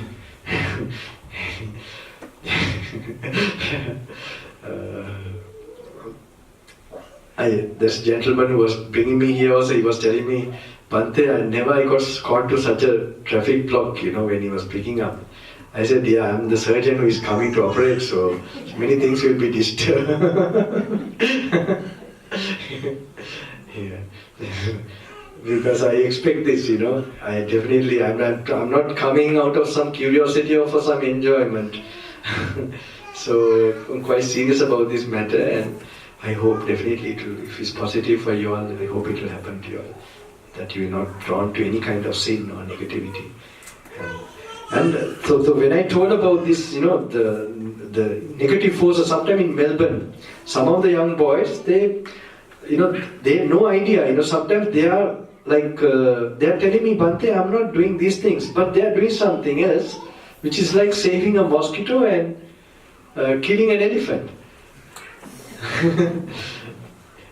They do something like this in Melbourne city. They are drawn to these temptations.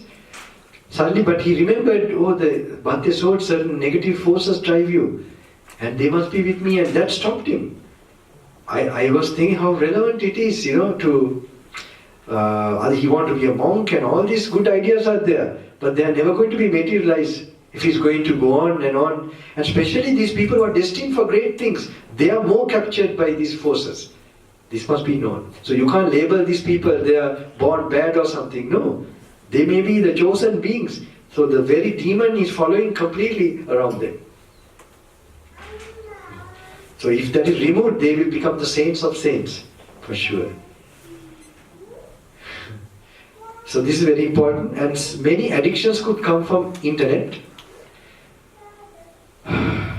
And as I told you, the working of this particular, the internet is not a problem, it's a neutral thing, it's just a machine. Now we were talking also about that, the vehicle for example, that can be used to come for this kind of thing, or it can be used to go to a nightclub or somewhere. Now I remember in England or London there is Soho. So okay. My father told me something, I remember now. Okay, when I was a young student, when I was about to go, he told all his experiences and to be careful. My memory is coming now. Okay, suddenly maybe you want to drive your vehicle to Soho, right? Okay, that is then surely the demon is there. Or the negative. You have to think then, it's destroying me. I am being manipulated by, otherwise you think, you sort of justify it in some form. And because you want to enjoy the sin, it's enjoyment always, that's why you want to go behind it. And unless you know that very concretely and very convincingly, not that if you're not convinced also, but you will notice it, if you're really honest and studying yourself, that you're out of control and something is driving me, you will notice that. And then you can make a break. So the computer is not a problem. It is that you have to be careful, you should know, but you can use for spiritual things, you can use for some inspiring, many things you can get. This is information technology. So, you can get so many things like that, but you don't need a lot of knowledge also, You must be choosy of getting because you don't have much time in this life. That is one thing. And other thing is certain fantasies. Like we get addicted and certain memories come and we want to enjoy certain, they are called, we are enjoying a certain fantasy. How to overcome that practically? Now all things are fed by illusion, ignorance.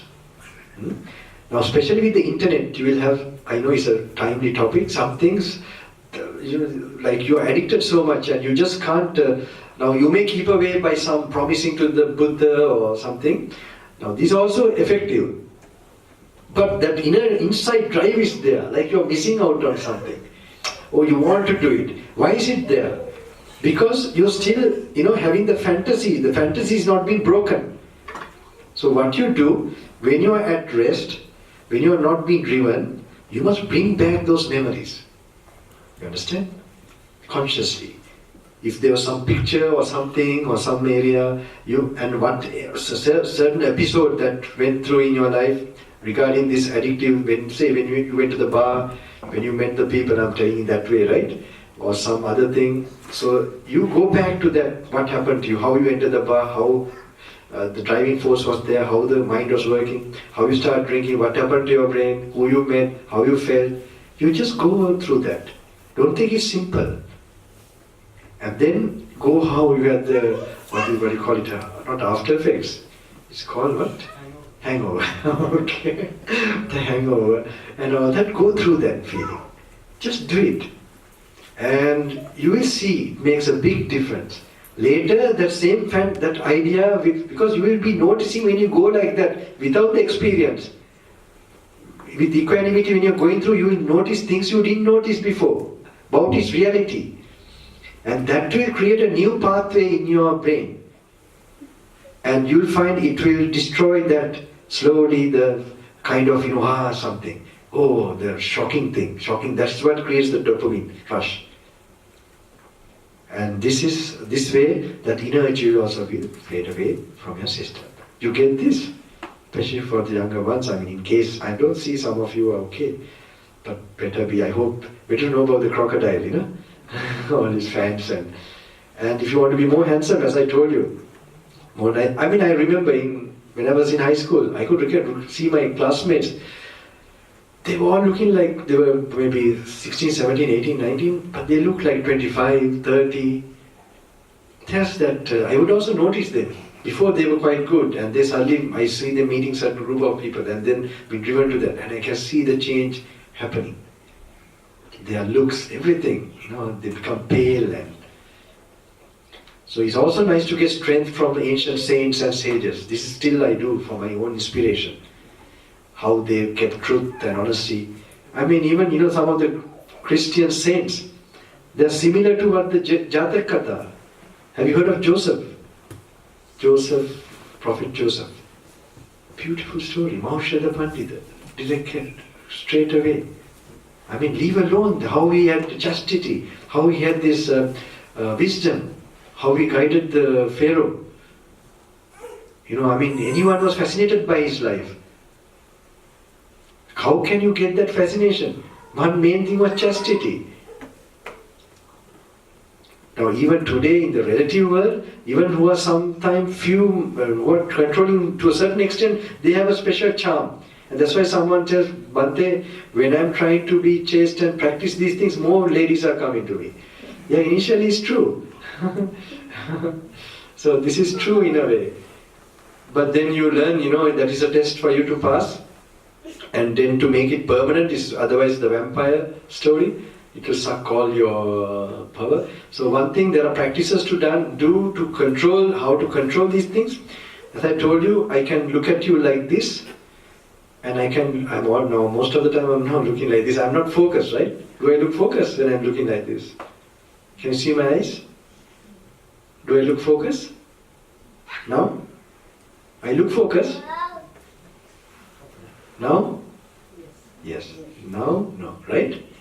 Now this unfocused way of having the senses is called Indriya Samvara Sila. The practice. Now in practice, if you want to control, you can't just pray, I want to control. That won't happen. When you're driving the car, when you're going out, these are the steps, the practices you have to do to, that it becomes a practical thing. So then your monkey mind will stop, and you learn, if you're walking the street, you learn two people are coming, but you don't recognize who they. Yeah. You cross a road, you see the vehicles properly, but you don't have to see who is inside the vehicle. So this you learn too, because mostly it's just a simple thing it looks, but it registers in the mind. That is one of the practices it will enhance your tranquility, your meditation, your sitting meditation. When you sit down after practicing that, you will have less disturbing thoughts. The other one is called Iriyapate. Iriyapate means your physical movements. More you go not being in the present moment, unmindful, more you are losing energy. So leave alone having no tension, leave alone meditation, not to have tension or anxiety is another big problem. To drive, in a calm way or a comfortable way without being too anxious or whatever. That is also a comfort these days. To do a simple activity. So I find in Milan, one lady I was with, she flew from there to, what was this place, Berlin, for the program there. And she was going through a great crisis. And she has gone through this, some of the YouTube, this thing, and I was very happy. I was so happy that she just mastered this in a certain way. I have told, she had taken the paths. I never do retreats, only one retreat. I told them, don't allow me to do retreats at this stage in Australia, where I do the walking meditation, and how I teach them, how you first start like going on a holiday or just window shopping. You get that mentality, otherwise you go with a sort of a tense way to do the meditation. There's already a block for your meditation. So you learn to, my time is up, or how is it? 2 hours? Is it? Okay. You feel tired, any of you? How? Any of you in the back? Raise anyone little bit tired, anyone you feeling? Don't you feel this is kind of a miracle? Some energy has gone to you, right? If you stay like this, you have eaten my drugs, Yeah, it is, you'll find that, there's something like a natural something. You're just there, right? There's no, anyway, I will tell, what was I telling just now? Yeah, there's this lady, Milan. So she very interesting, she thought now when she's going to catch the train or this thing, she realized, okay, let me think when on a holiday, without a day, how will I go? How will I walk? Let me do that. So she has tried like that, and just to feel the steps while she's walking. And anchoring the mind again and again to the moment, what is happening. And building up that mental energy. And then you physically move, but keep the mind at peace. So this is called Iriyapathe. This is also going to affect, when you sit down, how you feel tranquil. At least you notice your legs moving when you're walking. And more better if you can feel the touch of the... So like now without slippers, I got used to, when you would ask sometimes, Bhante, why you don't have slippers or whatever. I think once a captain in the plane once asked, they noticed suddenly, I said, well, I'm more mindful. And I'm mindful of my walking actually. And it's unconsciously mindful. When you don't have slippers, you are unconsciously mindful. Because you have to be. Something pricks, it becomes, you will be noticing it. So there's that unconscious constantly, you'll be noting how you're stepping. And that makes a natural, it's a big difference. You wear shoes and walk. Sometimes in the Himalayas I have to wear trekking in the snow, ice, glacier and all that. Then I see that very different. You're just then walk. I call that the animal walk. Just walking, thinking of something, and just your eyes there, mind there, eyes there, mind somewhere, and the body somewhere. So when you go like that, you are in such a stress, my friend, because your brain is shrinking day by day, and stress, it can't handle it anymore, and just you can't, So this is to take one thing at a time, and to feel the water when it's touching, when you're washing, just the immediate things. And another way to see whether you have come to the present moment is, you can do this exercise just now a little bit. Just don't meditate, just relax now. Are you relaxed? No, don't meditate as such. Just be seated as you are. Were you not relaxed all this time, that means?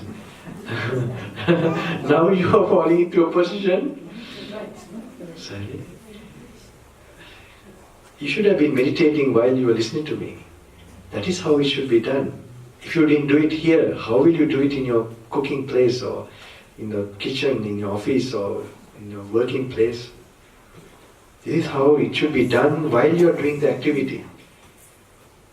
So otherwise, nothing, you are not touched the... If you are really meditating, you will not feel tired in your activities. You will cook, you will do your day-to-day chores or whatever without feeling tired. And that is a sign, if you drive the car without feeling tired mentally, you have meditated. You feel tired means you went beyond your boundary. That means you went to what does not exist. to future too much and the past. Anticipation, expectation. But that doesn't going to make things better. It only destroys you within, because just by doing that, if it makes the thing what you're expecting to happen more, it's a great thing. Even things that might not happen, might happen. Miracles happen when you learn to remain in the present moment. Because the mind is a creator of events. I mean, all of you must be working a lot, so I must tell this also a bit, maybe it might help you all.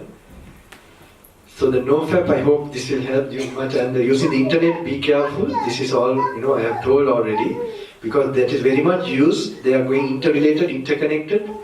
Because those forms get easily way of operating through this. And you will at least get an idea.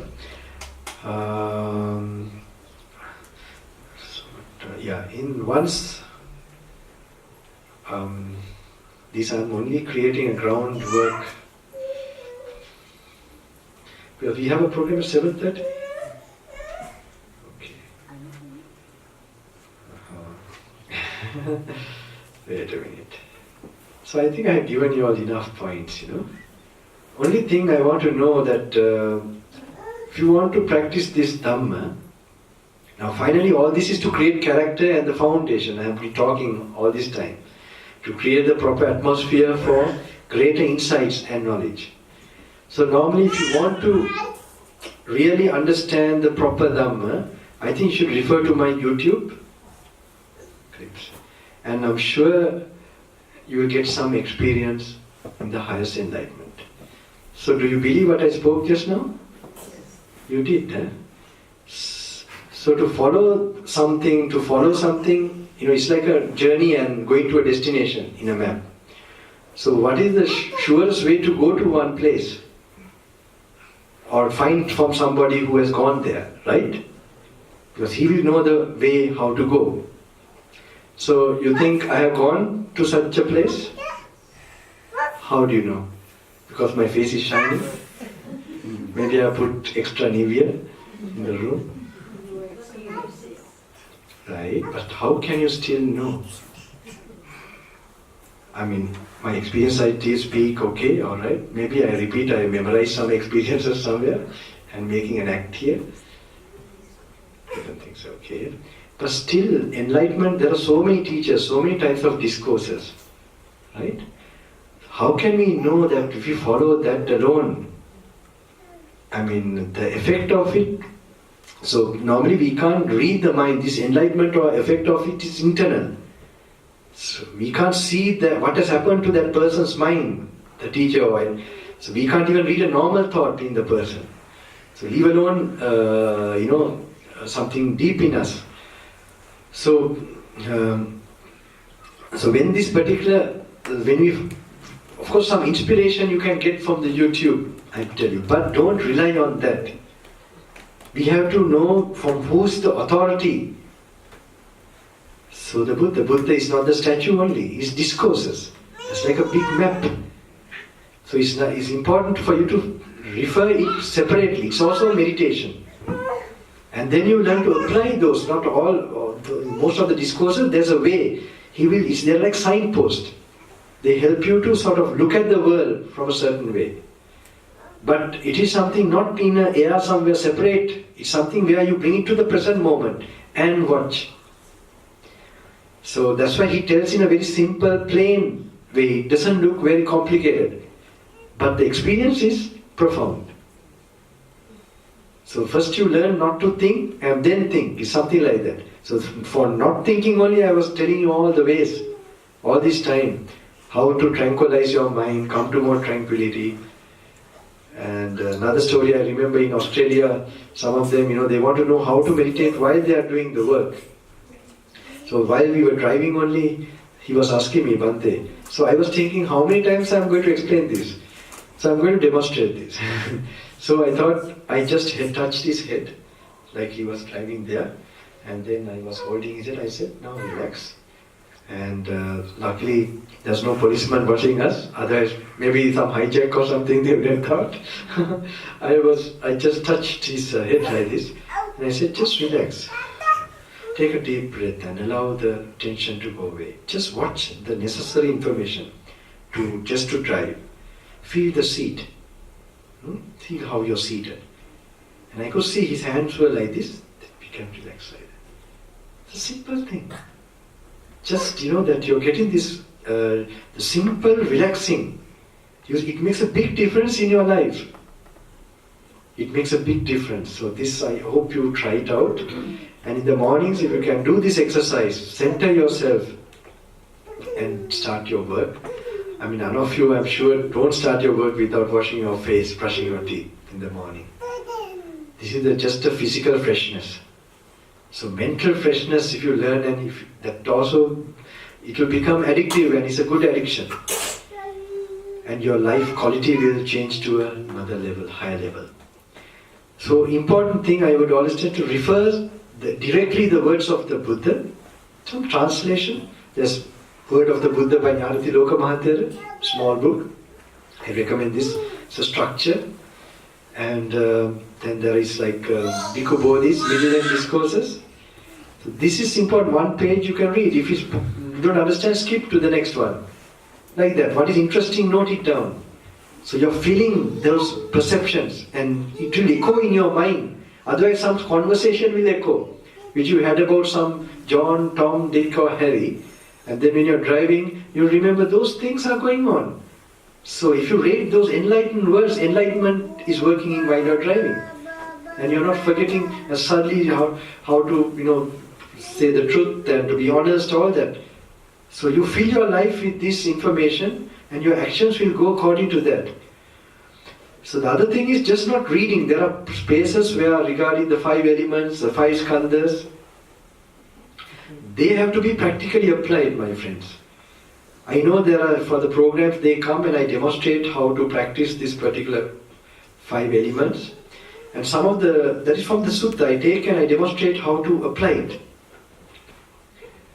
And these people, some of them, very interesting, when they have gone home with their husbands, when they were scolding them in the kitchen or somewhere, she was able to see, this is not my ear, it is made out of elements and it's just a vibration. Not seeing it objectively, seeing it subjectively. And that way she has not reacted. Beautiful. This is when you read, you must learn to see your life through that. Then normally, like cutting the hair I was telling, you will see that it's a concept, there's no you there. When you're having those perceptions, you should not artificially bring it. You should notice those things. That is the only moments where you have been really living. All other moments in your life are dead moments. And if you allow that to go on, just a waste of time. Actually, 1 program per day would have been okay. Because it's okay. It's alright. And so I will just demonstrate something small, a small meditation, and we can do that, and the blessings. Any questions you want to ask? Oh, the other, then you have, you must take those words, keep it in your bedside, read them. Now, that is one way. The interesting thing is, I will tell you, if you're coming from Sri Lanka's tradition, and the Asian people, they are normally worried about the bhutas, pretas and all that. I will tell you what happened with that gentleman. When those spirits were telling when, holy water, Pirit Vatura, that was the thing, we are burning. I was surprised. I would never recommend all these pujas and all these rituals, never. But I see some, the practical side of it. After I witnessed that. And another place they say, what was it? Don't tell the name of that person. We were nearly facing like death. To see chanting of this Pali, the sutras, chanting. So, what I witnessed, I have to relate it with that. So this has some effect of that, no doubt. And another time it was saying, don't touch that book. When they were touching and reading that book, one of our people, they died. Some of them, they died. This is reading the sutta and sort of contemplating. You have never heard from this angle, right? So though I'm telling for others, because otherwise you might think you have to wear talismans and all this. So you can see the effect of this. There's so much. That's why we know when you have the visions, it rejuvenates your destiny entirely. Like Lord Sakka, he was about to leave his life. He came to the Buddha in the Tavatimsa Devaloka. He died. He listened and he became Sotapanna. What happened? His life became extended. So the material benefit is also definitely there. So it's all in all, but it depends from whom you get advice. If you get advice from the original master, he will give you that advice. If you get someone fallen below that, he will give you according to that. Now some people, when they have problem, they have drunk a little bit and it created some peace. So when a friend comes with a problem, he tells, just have a little bit of this. So this is how, how you have got, liberation or feeling of some ease, you recommend to others. So we do a small meditation, okay? And something you want to ask before that, because then we're going towards winding up slowly. I have 2 programs today. So normally I tell it to be overdosage, It is, normally I give 1 per day or once a month. And this is like, anyway, this is now my duty, this whole trip, here America, then, okay. And so while I'm here, anything you all want to ask? About the Dhamma or something. So, how is it to go and listen to the YouTube, this thing, it will make you enlightened, or how is it? What do you think? What is your answer now? Yeah, now normally it is said to attain Sotapanna, you need 4 factors. These are the causes for becoming enlightened. To meet a person who is enlightened, at least. Satpurusha Samseva, not a normal friend. Sadhamma Savana. Then you hear the enlightened words. And when you hear his words, then you meditate and deeply reflect. It's called Yoniso Manasikara. And then you practice according to that. Dhamma Dhamma Patipatya. If you are doing these things, no need praying, you will automatically become enlightened.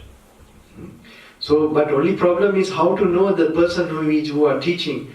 So Buddha tells a way that his teachings will be the master after he leaves. Even if you hear so much famous, someone is like this, like that, then I'm also getting popular, and that doesn't mean I'm enlightened. Michael Jackson also was very, famous, most famous. So when you look like that, it's not like that. It's a certain type of karma. So you have to see. So the person has to be at least enlightened. So the Buddha's teaching, it comes from a Buddha. So when you reflect that and practice according to that, for sure.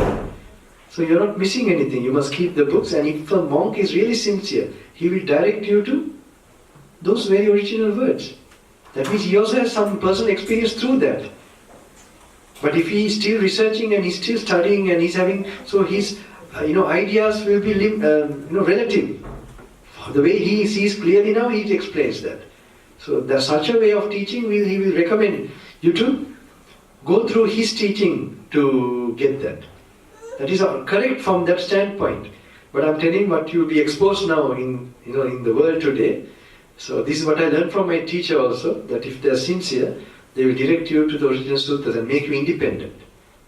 Not dependent on, because I can guarantee also in my own personal practice that if you have a vision from those words, it could be just a few sentences, that it triggers that insight. It's not like a scholar you should read these things. It should become where you meditate a little bit and read. Meditate, read, both together. There you're sure you're paving your way to that practice. Dhammapada, Thero. I mean, this is one good thing knowing English, you see. The translations are very good in English. The word of the Buddha, Dhammapada, Thero, and Bhikkhu Bodhis, Samyutta Nikaya, Majjhima Nikayas. They are too little big, you may think like a novel you have to go through. No, 1 or 2 pages is one sutta. You can just open it from anywhere and read also. and then you're directly connecting to the Master. Otherwise, we know Buddhism offered what has been,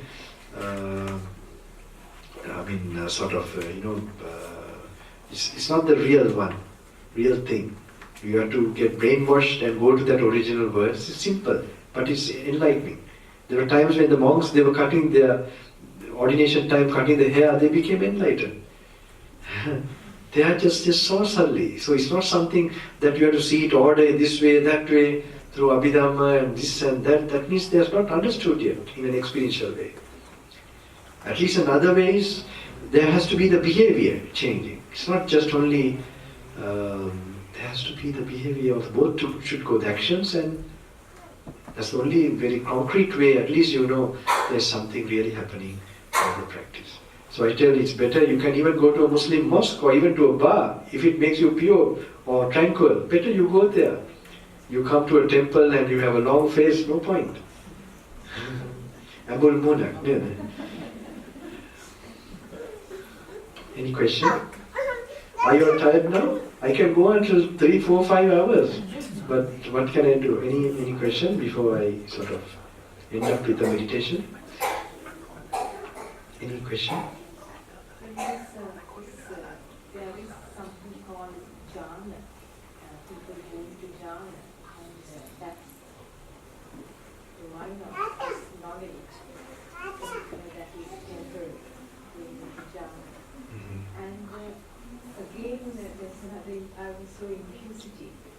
There are people who take drugs and they go into kind of a LSD and all that. What is this? Even jhana, we can name anything. Like, we can name any kind of, I normally tell, don't name any of these things. Just take it as you had a tranquil feeling, that's all. Yeah, just felt tranquil, relaxed. And you had that, just to note like that. Because what you read somewhere or heard, that don't label it. Because it might be, it's like the story of one, in a way, one wife, she wanted to prepare, I think, what was it?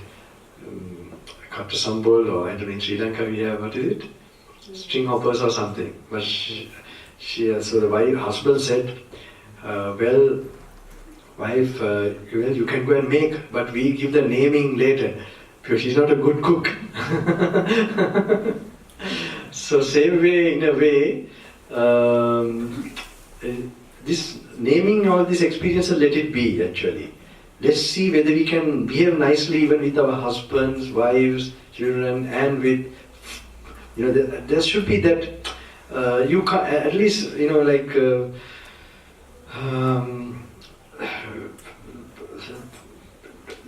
just some tranquility, at least tranquility. So this is important to know. I mean, I would never suggest anyone to, I think it's unhealthy where they're teaching some places where they're attaining and interviewing and all these things. But I don't want to go into that too much. But still, so it's better, I think, because you don't, even other insights, you don't name whether I got this, maybe Sotapanna. These are all very dangerous then. You must see, by way of seeing like this, now can I forgive another person? Can I let go of that memory? Can I let go of this taste I'm going through now, in the food or something? Like that you have to practically put it into an experience you have gone through, and then see whether it makes you to release it or let go of that. So then you're on a right track. And you become practical and you're changing yourself like this. Boring, isn't it? I'm tired. 2 hours of, somewhere, some people, they have no idea, So they were surprised they were 2 hours, 3 hours in, where was it, in Italy. So that was for them. Later they are wondering, they stayed 2 hours? Oh, how did it happen? It's a kind of a talking meditation, right? So you told about dhyana, no? That, and the other one, what was it?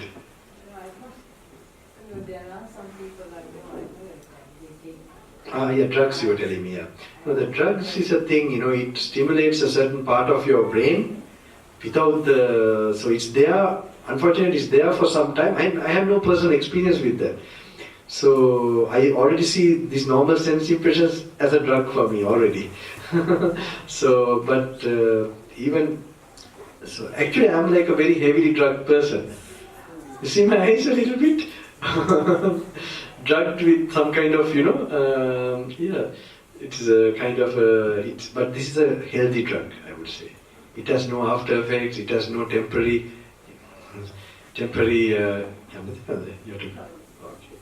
so there's no side effects. The other one, I don't know, it is something, and it also makes you addictive. That's another problem. Addictive in the sense which is in a destructive way. And you must check yourself how it will slowly start to affect your bloodstream and how your appearance. By the meantime, you are hooked into it so much. And then you have to do all sort of sin to sustain that, to get the money and all that. I don't know really. I know that they have equated LSD and that there's that. Even sleeping tablets, I don't know, just to fall asleep also if you use like that. No. If you chant this thing, relax, try that sleeping tablet where you chant and chant a little bit, recite some good vibrations and feel the pillow when you lie down, feel the immediate things and wait, just noticing that, you will go into a nice sleep. Any other question? Yes?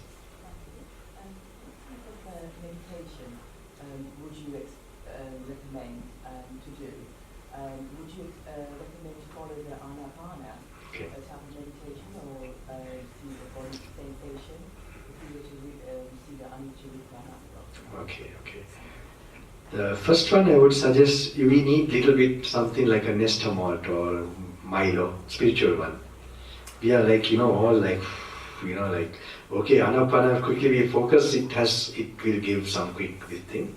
I would always tell, like Buddha Guna, initially, not for long, qualities of the Buddha, or even saints and sages, where you will think of their qualities and nature, and you will get, they give you like a role, kind of, example to follow. And this you can find in any. I do it for myself. See, like the Buddha, some incident, maybe Mahatma Gandhi. That some of his doings are very much like he went to prison and he gives condition to release himself. Just imagine. How that's like a bodhisattva. This thing. So you leave alone all these cultural things and you take the effect. Then you can get those spirit. And you get that accumulation of such lives, bring this master. Like that, whatever brings you into tears, then it will remove those blocks in your head and create the solid foundation for other meditation. This modern day, I think we need like that. So normally I say my programs are like meditation, rock concert. That's how I try to do it. So now little bit, now here it was little okay. Some places they put it slowly because they have become so prim and proper. I am like what is it? Completely like a adhyatmika vaddhikko, a spiritual outlaw. Breaking all traditions and so on. Now in Sri Lanka it's a very tough thing for me because it's very difficult for them, even the organizers. It's a very tough thing for me. I'm like a loner, Now even the YouTube, they're frightened. They're thinking whether something will happen. So they're just waiting.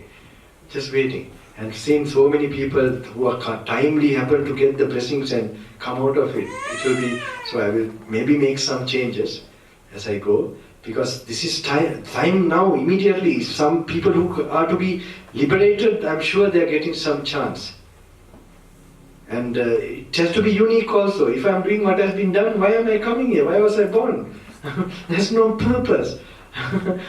This is complete. If there's nothing wrong here, there's arahants, no need for us to. We should have been in heaven, no problem. So this is something wrong, it's gone, somewhere wrong. We are just, now this place should be filled with people. Like a hospital getting operated. These are like, I don't know, like I call them the sunken, it's like a sunken ship. We are not in a floating ship. Whatever activities we are doing is not, we can't be happy with that. Because I've also studied what happened to some people who have been living like this or waiting what happened after death. The society, they have sort of told, they have become saints or something. But what the reality is completely, like an ocean is there where you can be reborn. Now these stories are coming to my mind, and when you know like that, it's a big, this you must make you urgent to make us striving. And shall I tell you one? I don't know, it's just coming to my mind so strongly. There was a very, very senior person.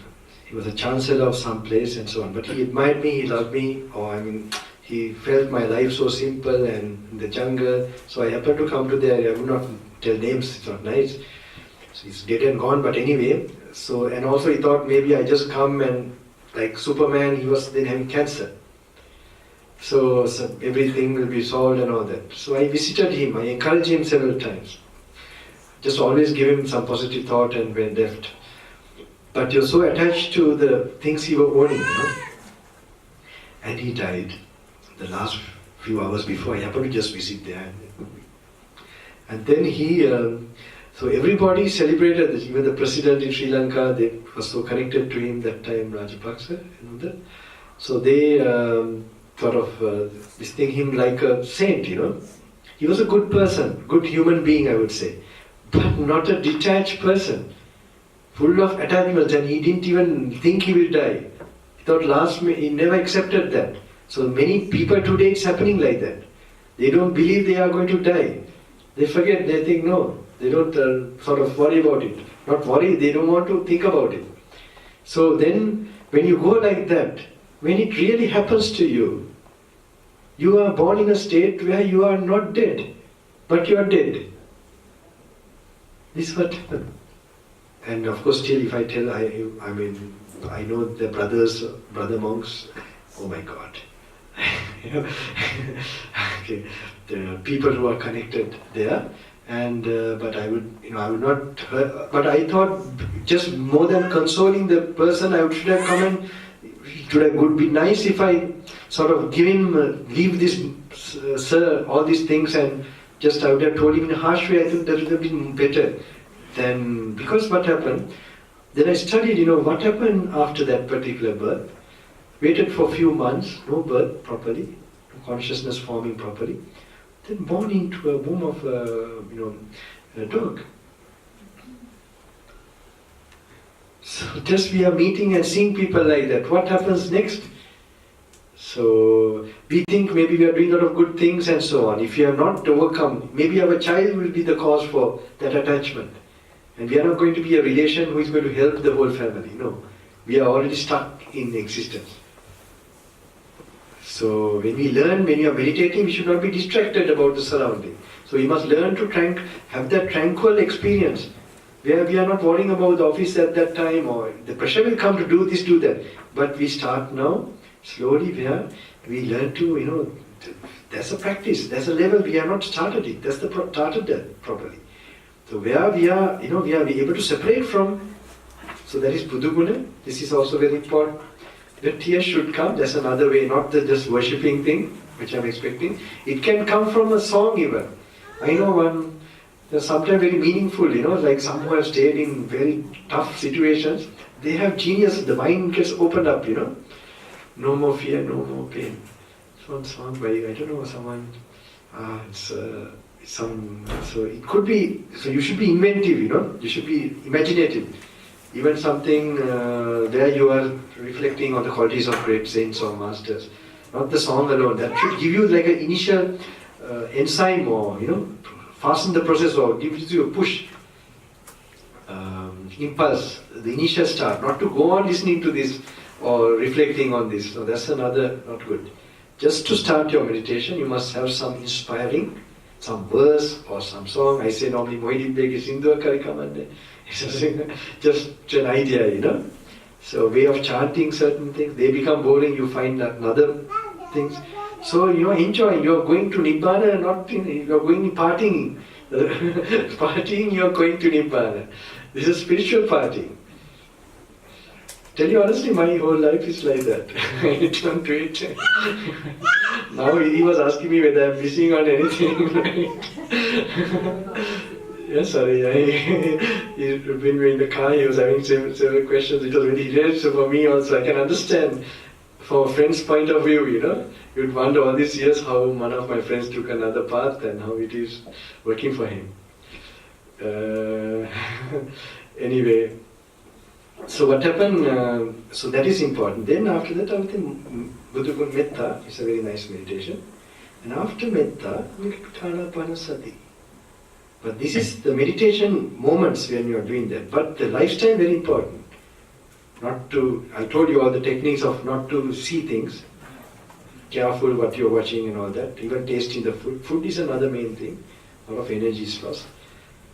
So I explain in the YouTube in detail some more things about, that will be long. So how they are working, how the reptilian brain is operating, and when it's operating, how you can't practice mindfulness strong enough. And so this is very logical. So you have to,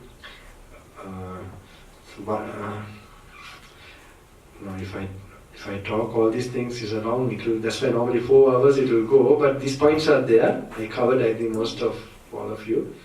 If you really want to meditate, this is good. Try to do it while you're going to activities, and also other memories and all that. You must see how the idea of ego, idea of self is created, and one does to sort of not identify with certain. That's very important. And even if someone is scolding, like this lady, that lady I told in the kitchen, where she then you get the art of not reacting. Whether it's the working place or that becomes so practical. And if you really continue, no one will start to scold you. You will change your entire destiny. I will tell you how many of you are working here still? I think in this part of the world all are working, right? Still working? What? Sorry? Retired now. You worked very hard in the past. All of you are working, anyone else? Not many, huh? Most of you are retired people here? Okay. Then you're not facing, you should have met me long years back, right? When you're working. So this story, it will not, it's my personal, when I was working as an auditor, how I practice. So it's very, because suddenly stress and pressure may come, and how to use Satipatthana, they really work when you try to focus to note the present moment. It can create miracles. It's an unnatural way of reacting. So if you do that, miracles also are unnatural. It will happen to take place. I just do in a short form, I can't explain what happened really. It will be long. So we do a small meditation. Okay? Any more questions?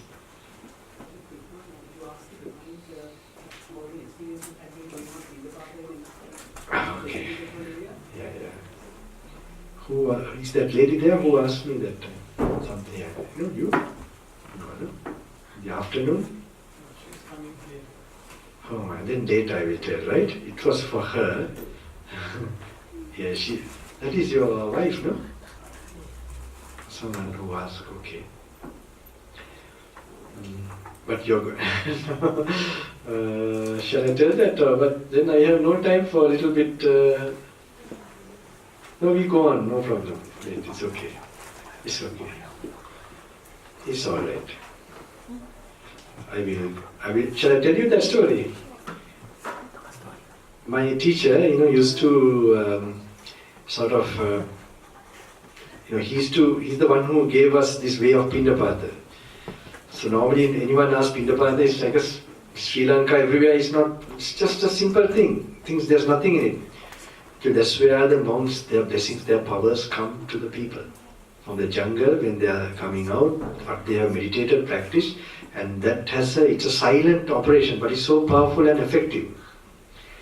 So this, I think, in Sri Lanka, some form, my teacher is the one who told us, and even other monasteries, they said, what is this? But then they saw crowds were coming for this Pindapata. And it was stopped for some time because I was going to Himalayas. Then I don't know how it came up, in Australia. So now I decided, everywhere I go I tell, because this is some of the things I have to give the people, whatever I have. So one aspect was this Pindapata. So I happened to go across the LTT area in 2003 from Gaul to Nagadeepa. This was one of my memorable times as a monk. 3-4 times. Even the death experience are the most. Though they are my badges, I would say. And sometimes I would like some people to know this could be the things that for introduction, because then they will know, that they have to make a real stand, that and then do something. There's someone coming, facing this particular thing, and if they have crisis, what is it? Everything can make positive and can create a moment for great success. So anyway, this LTT area, so some years back when my teacher was, when we used to go arms round every morning, he used to sort of make our mind, like he used to give blessings to the whole area and the whole country. And normally we were near the fishing villages, so Durandua.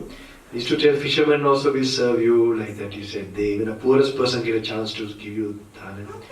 And you are giving opportunity to give like that.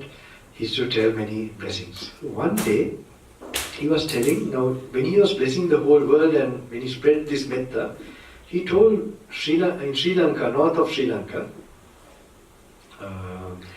that he used to tell the people who have gone astray. He was mentioning the terrorists, the LTT, the freedom fighters or terrorists. It depends how you look from which angle. So he used to tell, they will also serve you. Now every word of him is to note, because he was a very special person. So I thought maybe something is old and is that, because how can there be LTT people in the south of Sri Lanka where we were that time? So anyway, few days he told like that. Even these people who have gone astray will be serving you, like this, like that. Or, 2 years went by. This was only for 2 days, 3 days, but it was very clear. It was like not falling into place. So I happened to go after 3 years on this wandering trip, started from Gaul, and got his permission, and he told me also that the divine angels will be protecting you. I never forget that. Ishtakami Devatan Vansila Arakshakan, or not Arakshakan, he said they will be protecting you. So we don't plan a lot to go there or here. So my initial target was Colombo. By walk, we were all going by walk that time, sleeping night time in the monasteries. And then from Colombo to Anuradhapura. Then I came to Anuradhapura, then I had the same distance from Gaul to Anuradhapura to Nagadeepa, Nanathu. But cutting across the LTT area. So anyway, I will go fast in this story. I didn't say what happened. There's so many things happened. It's another entire talk if I'm going to give. So there I happened to cross the first checkpoint, and I had good cover to meet some good leaders there, and they gave me pass and everything. And then the second checkpoint of theirs, then they called me inside somewhere. So I went inside, and then I saw that this gentleman who gave me the pass, he has come ahead, and then he was already there, and some reporters. And then he told Swami, these are reporters, can you tell what is your purpose, what is the mission, why are you going like this? Then I told them, I am doing this for my heart. I don't want this to be publicized. So this is true, that's what I was doing. And they were a little surprised by that, because they thought maybe I am, some kind of, that I want it to be public and publicized and so on. So he told, don't disturb this Swami, just allow him to think. And then he told somebody, something I heard one day, how many people were here also? No, you have no connection, eh? Not today, okay. You're trying to escape from me, right? Someday they will come, right? Is it like that? Okay. Yes, my thing is very different, I don't know how to explain this. Anyway, so he actually, then he told something and they brought something.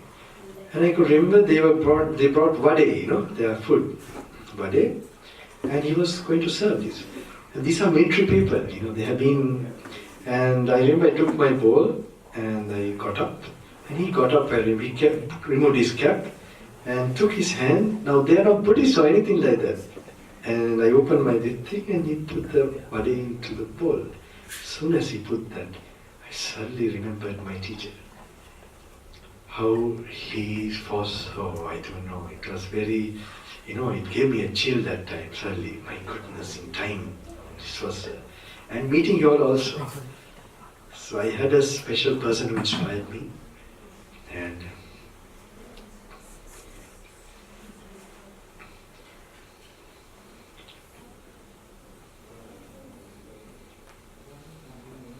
I hope all those blessings will follow to all of you, to really follow this path without any distraction, with determination and strength of mind. Remember, make your heart pure as possible, and you will achieve whatever you want. Just you have to first your parents and your surroundings to get their blessings. So it was just a shock that time, I never forget. So meeting the masters is a great blessing, really, in your life. If you happen to meet anyone, it is a rare opportunity, and that will change rust to gold. And this is something, it was very interesting. And even this meeting is very interesting. He used to tell many monks to go to, to jungle. Don't come even to city. And some foreign monks, he was very stern about going to seeing their relations or anything. But in my case, he was telling, he used to ask, did you get invitations? Those days, I was a small monk. But it's very interesting. He prepared in my head, and of course I had always this love to serve the people. This was there, but I had no intention to mingle with people. I don't like crowds myself. Not even a single person, I like to stay alone. Now in this situation, organizers are taking me here and there, so I can't help it. But otherwise, so we do a small meditation, okay? And this is my first program. And I'm also becoming sentimental, is it? Okay. And we do a small meditation. Means I want this idea for you to get. When you, now from this I can straight go to the second program, no? It's like that. If it's the same crowd, no problem. If new people are coming only, okay. You can see how then I'll go with like a marathon. Someone giving us talk for 4 hours, 5 hours. It's okay, I can do it. Maybe only today. Too much talking also is a hindrance for eating, sleeping, talking, and a lot of activity. It's all also drain your energy. But I have learned to do some practice where I don't get tired, get some energy. I'm doing this.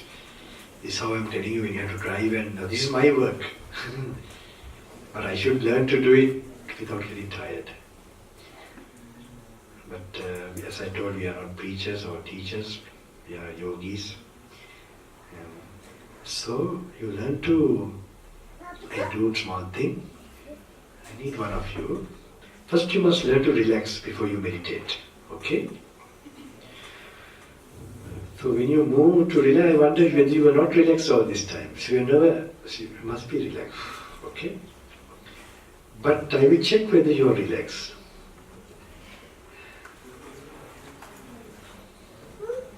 So what we do, I need one gentleman. Can you come?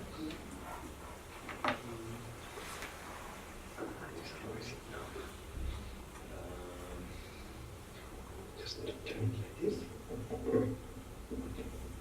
Just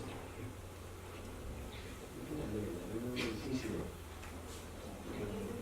can keep your legs. Easy for you if you stretch your legs, you see? Which way is better? It's comfortable like that. Which is better, stretching? Is more better? Okay. No, I don't want the okay. I want to know which is more comfortable. Okay. And you don't meditate. You just look at this gentleman, and this gentleman should look at his mind. Okay. And just think this is just some perception outside you're getting of a group of people. Simply that. It is really an illusion. After some time, it's no more. like what you saw a few minutes ago, you saw something, it's no more. You just, that is also another way to see the impermanence, how you to do this meditation. I was telling Buddhaguna, Metta, and then reading the Dhamma and analyzing, which will activate insight. This is the final good meditation which brings to see who you are, what is you, what is the you stuff. Is there such a stuff as you that should be unchanging? So you can also see what has happened to you in the past. Any memory, that's the easy way. You saw, we went Pindapath, I can remember that today in the morning. Just picturing it. What happened to that? It's no more. And how it just no more,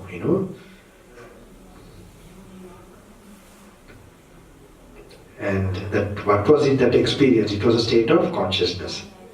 You felt something. You perceived what you felt. And maybe you reacted to what you perceived. These are the factors in your consciousness. Okay? This is happening in every moment of your consciousness. If I recognize a forest, that was consciousness, perception. It was not some brain cells or molecules working only. That is, even to know the brain cells and molecules is also consciousness. Without consciousness, you don't even perceive you have a body. So this Buddha analyzes in those original sutras. I can explain to you like that and show you that emptiness of consciousness and like this never existed and all that. They are also good. But you should not rely, that is not enlightenment. That is many monks will explain to you these things. This is also good, I like this. But it's a great hindrance when you don't refer the Buddha's simple way of explaining things and looking into phenomena, because that will trigger an entire new or entire level of awareness, which is very life transforming and very solid. So other ways of explanation is good. We have to think also. It's not only worshipping and praying. We must be able, if someone is shouting, to know this is not real. Some tasty food is there, to know that, and that is more, coming closer to knowing the reality. But when separately you must go through. There are special discourses called Skanda Varga, Salayatana, Satipatthana, the mindful meditation, mindful discourse. So those you take few parts and you must apply. Now I will just demonstrate a little bit only of that, but now before you do that you must learn to relax your body. It's called Kaya Viveka, then Chitta Viveka. So if you don't know how to relax your body, you can't go further in this. It becomes an intellectual thing, something yourself not applying to your present situation. So the gentleman is here. First you learn not to do anything, even meditation. And I just don't want to go further. I just want to just demonstrate. Just don't meditate, okay? Keep your eyes open. You all can look at them. And just think when you're falling, when you're falling asleep, you forget about the environment, everything, right? Get that feeling, that thought. And just, you just meditate. Meditate means, you just think when you're going to fall asleep, you don't think about anything, right? Get that mental idea. I will do something, don't pay attention to that. Just try to relax and relax the body.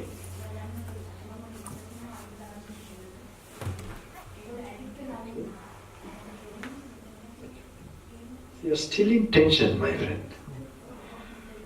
You're in tension, take a deep breath. Don't worry the people and all that. You might tell it's easy for Bhante because he doesn't know any of them. I know all of them. Okay. Take a deep breath and don't try to meditate also. Don't think people are looking at you, forget about that.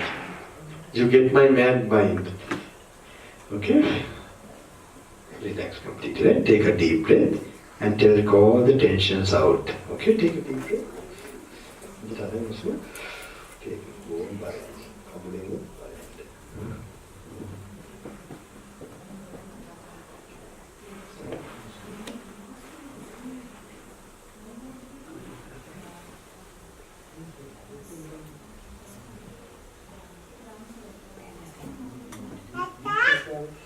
Think like you're sitting near a beach, okay? In front of a beach, relaxing in a park. Alright, like that. Smile, you know? Come on, Karin. Apna kande pahan doing what you know. Better. Out, relax in the pool. Thought relax in the pool.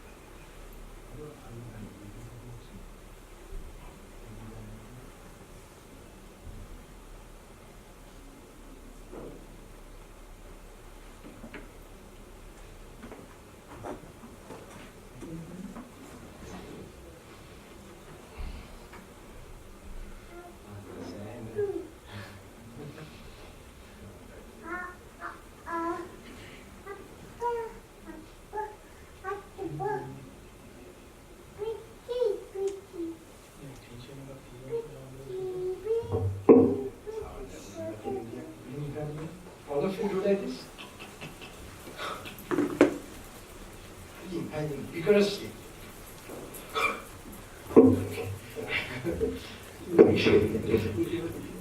Like this, very vigorously.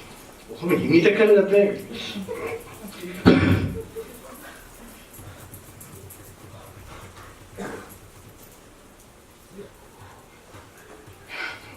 Hi.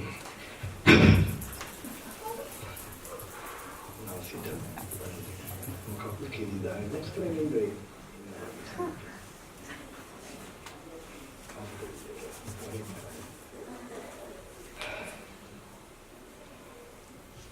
Just kind of it now. Hey, I look taking my little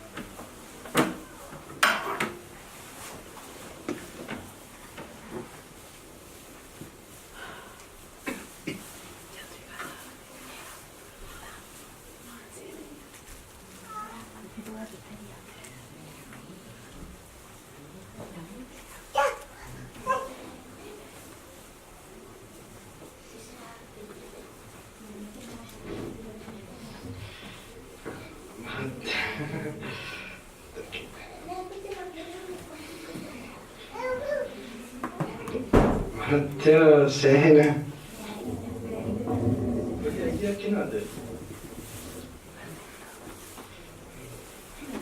ඒ කියන්නේ මේ පළවෙනිටම body එක relax වෙන්න ඕනේ.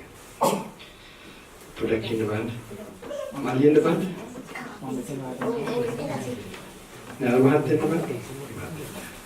මේ මහත්තයා කාර මලියට පොඩ්ඩක් වගේ ඉන්න. wait.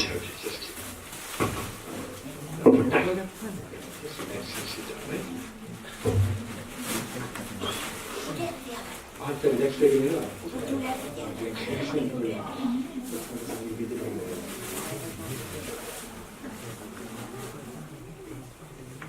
This again, I'm the Karani, what a bit of Kalpana.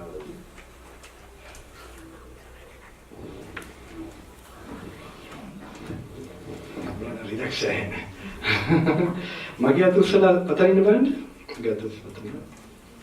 Ee පැත්තට ussala. Ussala හොඳට ussala. Good ussala.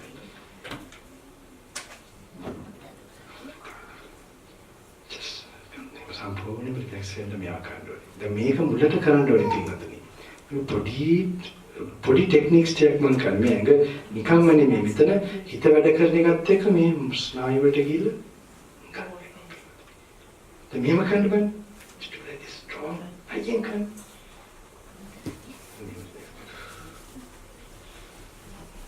ටෙන්ෂන් කරන දැනගත්තම රිලැක්ස් කරන්න පුරුදු වෙනවා. අනිත් අදින්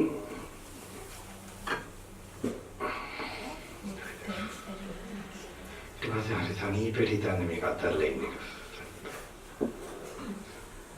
මේක ඉම්පෝටන්ට්. මේ පොඩි ටිප්ස් ටිකක්. අන්න ඒක චුට්ටක් දැන් ඔහම ඒක තමයි පටන් ගන්නකොට දැන් ඔහම කරාම තමන්ගේ ශරීරය මේ එළියෙන් බලනවා වගේ නෝට් කරන්න. අරව කරන්න තු වැඩක් නෑ පින්වතුනි. අරව ගල් ගහලා මුලට ගල් ගහලා තිබ්බොතින් මේ මහත්තයට හිමීටි මිට හරියනවා. ඒක ඉතින් ටිකක් වෙලා යයි. මොන වගේ වල ඉඳලා තියනවද දන්නේ නැති මෙහෙම හරියන එකත් ලොකු දෙයක්. ඉතින් ඒක ටිකක් එක එක්කෙනාගේ අර මේක දැන් පුරුදු කරලා නැන්නේ. චුට් හරියනවා. අස්සල මෙහෙම උස්සගෙන හිටියේ. ඊට පස්සේ ඔන්න චුට් ඊට මේ කාය රිලැක්ස් කායගත සතියට එන්න ඉස්සෙල්ලා sorry, I'm speaking Sinhalese now because the time is up maybe. So it's normally nicely tuned, you know. Okay. So just be mindful of your, you know, like just from like looking from outside, and listen to the sounds you are hearing right now.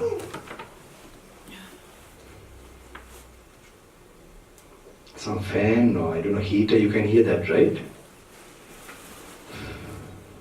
Relax with that. Just be harmonious with that moment sound.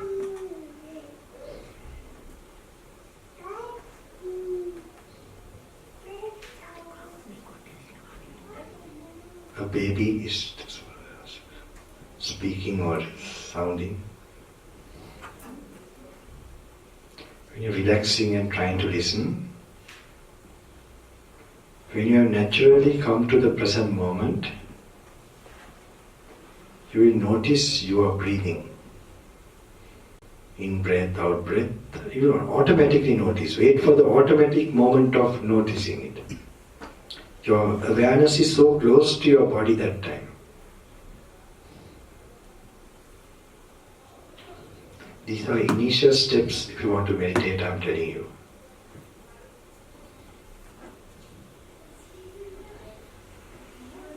And you rest with that present moment. And it's like looking from outside, how you're seated.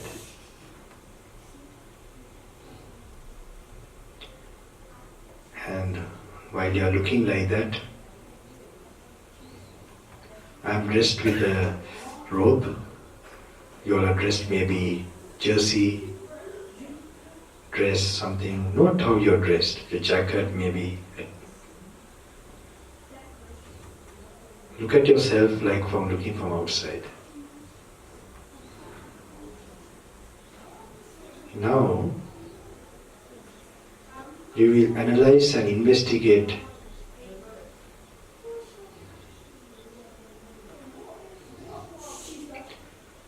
the Buddha's teaching. This is how you apply. When you're reading the sutras, the original teachings one day, just take one section and help yourself to let go more. When you are properly applying, if you're holding on to more, that relaxation will deepen. You feel a cool effect in the forehead area. It will be a pressure you want to follow, but this is a good pressure. So the Buddha says one place, Rupam Bhikkhave, I'm telling in Pali language, Rupam Bhikkhave Nityam Va Nityam Vati. Is the body permanent or impermanent? Now to answer him, you don't answer like a parrot or just from memory or something. Really you think. He's asking whether it's permanent or impermanent. Have you ever seen your great-great-great-great-grandmother, grandfather? Nobody. That body was there, it's gone.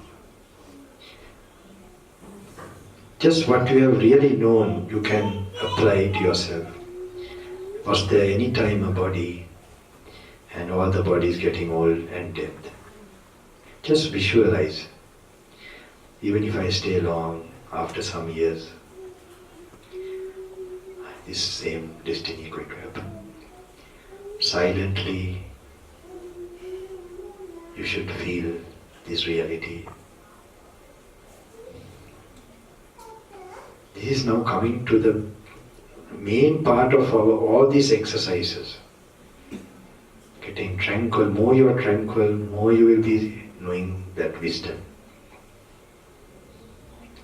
So you watching your own body is bound to definitely disintegrate. I'm sure when you really think about it, though it's dressed with a robe or any clothing now, no particular sickness, but it's going to. So then you answer the Buddha, Anityam Bante, impermanent master. Then the Buddha says, Yampanang Anityam Dukkham Vadam Sukham Vati. What is impermanent, it is happiness or sadness. Then you know, if I is bound to finish all my bondages, attachments, even how much joy it brought, it's going to create sadness. Sad experience is already sad, but a happy experience which has impermanence, bound to be impermanent, is going to bring sadness in the end. More the enjoyment, more the sadness. So you think, to answer the Buddha, Yampana Anityam Dukkham Viparinama Dhammam. Buddha says, what is impermanent, suffering, changeable, can you call it, this is me, this is myself. Nohetam Bante. Just imagine the last birth, the body you had. Now you had a name, you thought it was you. Where is it now? Only the skeleton may be left over. That before that time, you brushed the teeth, everything, you gave a name, nothing is there now. Maybe the skeleton. Picture it. Same thing happened to this body too. It's going to be cremated or whatever. And you picture, until you let go all your holdings, then you will not see like a hair is gone. You see that it was a burden. It's nice to not to think about it and accept the things that will follow. Yapananityan dukkham viparinama dhamma kallam nutam samanupasitum. What is changeable, impermanent, can you call it? This is me, myself. Nohetam bante, no sir, no master. When you see that it is so peaceful, that you have vision, that becomes a great peace. Your mind is free from greed, hate, and delusion. And you picture yourself, how peaceful it will be if I experience this.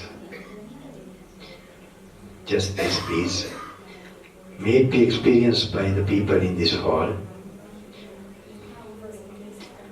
Not only this hall, all this area. In London, I don't know, Thames, this area, this name. Like you're going in a helicopter. Entire England, Great Britain, then Ireland, then the continent, European Union, whatever. So many human beings in different countries. They're slowly going to Africa, Mediterranean, India, Sri Lanka, China, North America, South America, Australia, Japan, all human beings. May they get this vision regarding their body and existence, that all this is changeable, the suffering, and they get detached and free from it, so they come to actual peace. So you wish all the planet, human beings, like you're looking from space, this vision is clear to you and peace in you. Not only human beings, animals, creatures,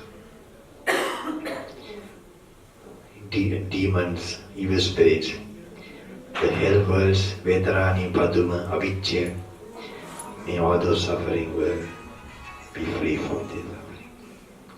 Not only them, the divine angels, divine beings, Jatu Maharaj, all forms of existence. Higher beings have not too much greed, hate and illusion.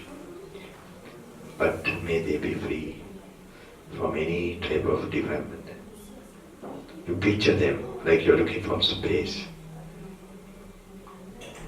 And the higher Brahmalokas, the highest worlds, they have no greed, hate, but the ego is there, the feeling of somebody is there. Even when that weight is gone, how peaceful it is. So you from far away, wishing all forms of existence, may they be free from greed, hate and illusion. From the lowest worlds to the human plane, to divine angels, to the highest worlds. May they come to inner peace and purity.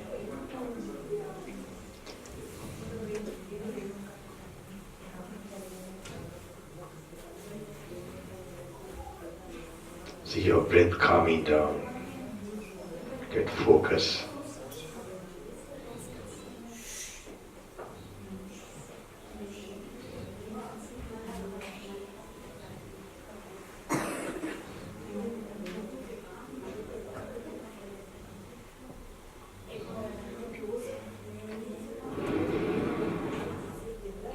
So,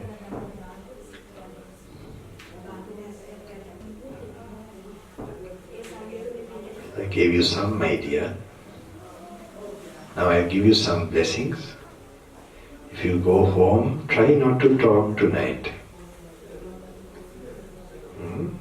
Now I just gave you an idea when you're reading the sutras, Buddha's words, how to apply. Okay, now you'll be coming across, he's speaking like that. Just a plain translation. Try to apply to yourself calmly. He's talking about a supreme detachment of a final realization. It's not some experimental thing. So, learn to relax like that. And may you get a personal more and more experience. May you become alive in the Dhamma, in the teachings. And you will enjoy your life, nothing to fear. There won't be anything greater than that. Your life, I tell always, you may fail in your family life, it's okay. You may fail in your career, that's okay. Don't fail this. This, no failure. I told you the greatest crime is never knowing the secret of life and dying. So I give you some blessings. Just keep this. If you talk, this is some energy that will... This is coming from a silent practice of in the mountains, say in the Himalayas, this cosmic, this energy. So it will help your life. So in the night time, it will have more blessings coming.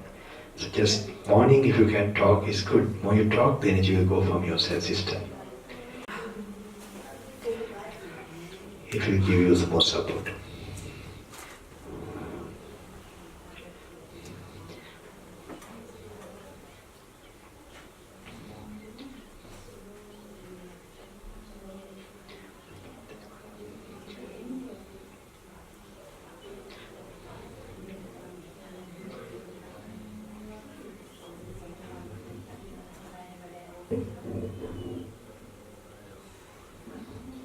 Anyone having any particular problem, you can slightly raise your hand, slightly if you, which is bothering you still after the program, or you feel anything, you don't have to tell me, you can just raise your hand slightly.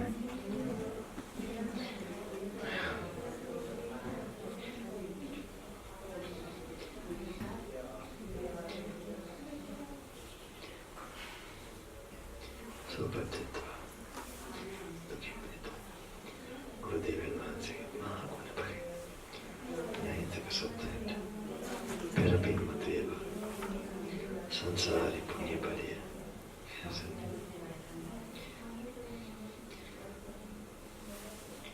Loka Sattayaki Mahagunapari. Vansika Ganatari. Dasati Sahavata. Mahakarunamani. Virat Bhavya Punyapariya Matve. Kadaha Kuddukakniti. Dhamma Padhikarayana. Sila Perapinmat. Sukhini Dukkani Rukha. Nibbana Panchoda. Sopatetva. Dukkhinvidetva. Nivan Swarapa.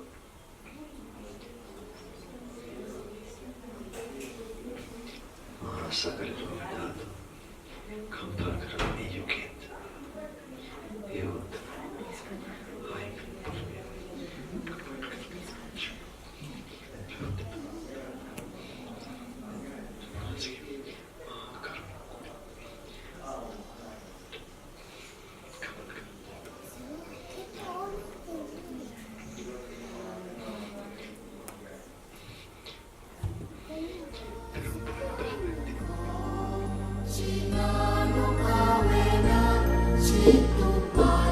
Just sit down for 5 minutes. Close your eyes and sit down.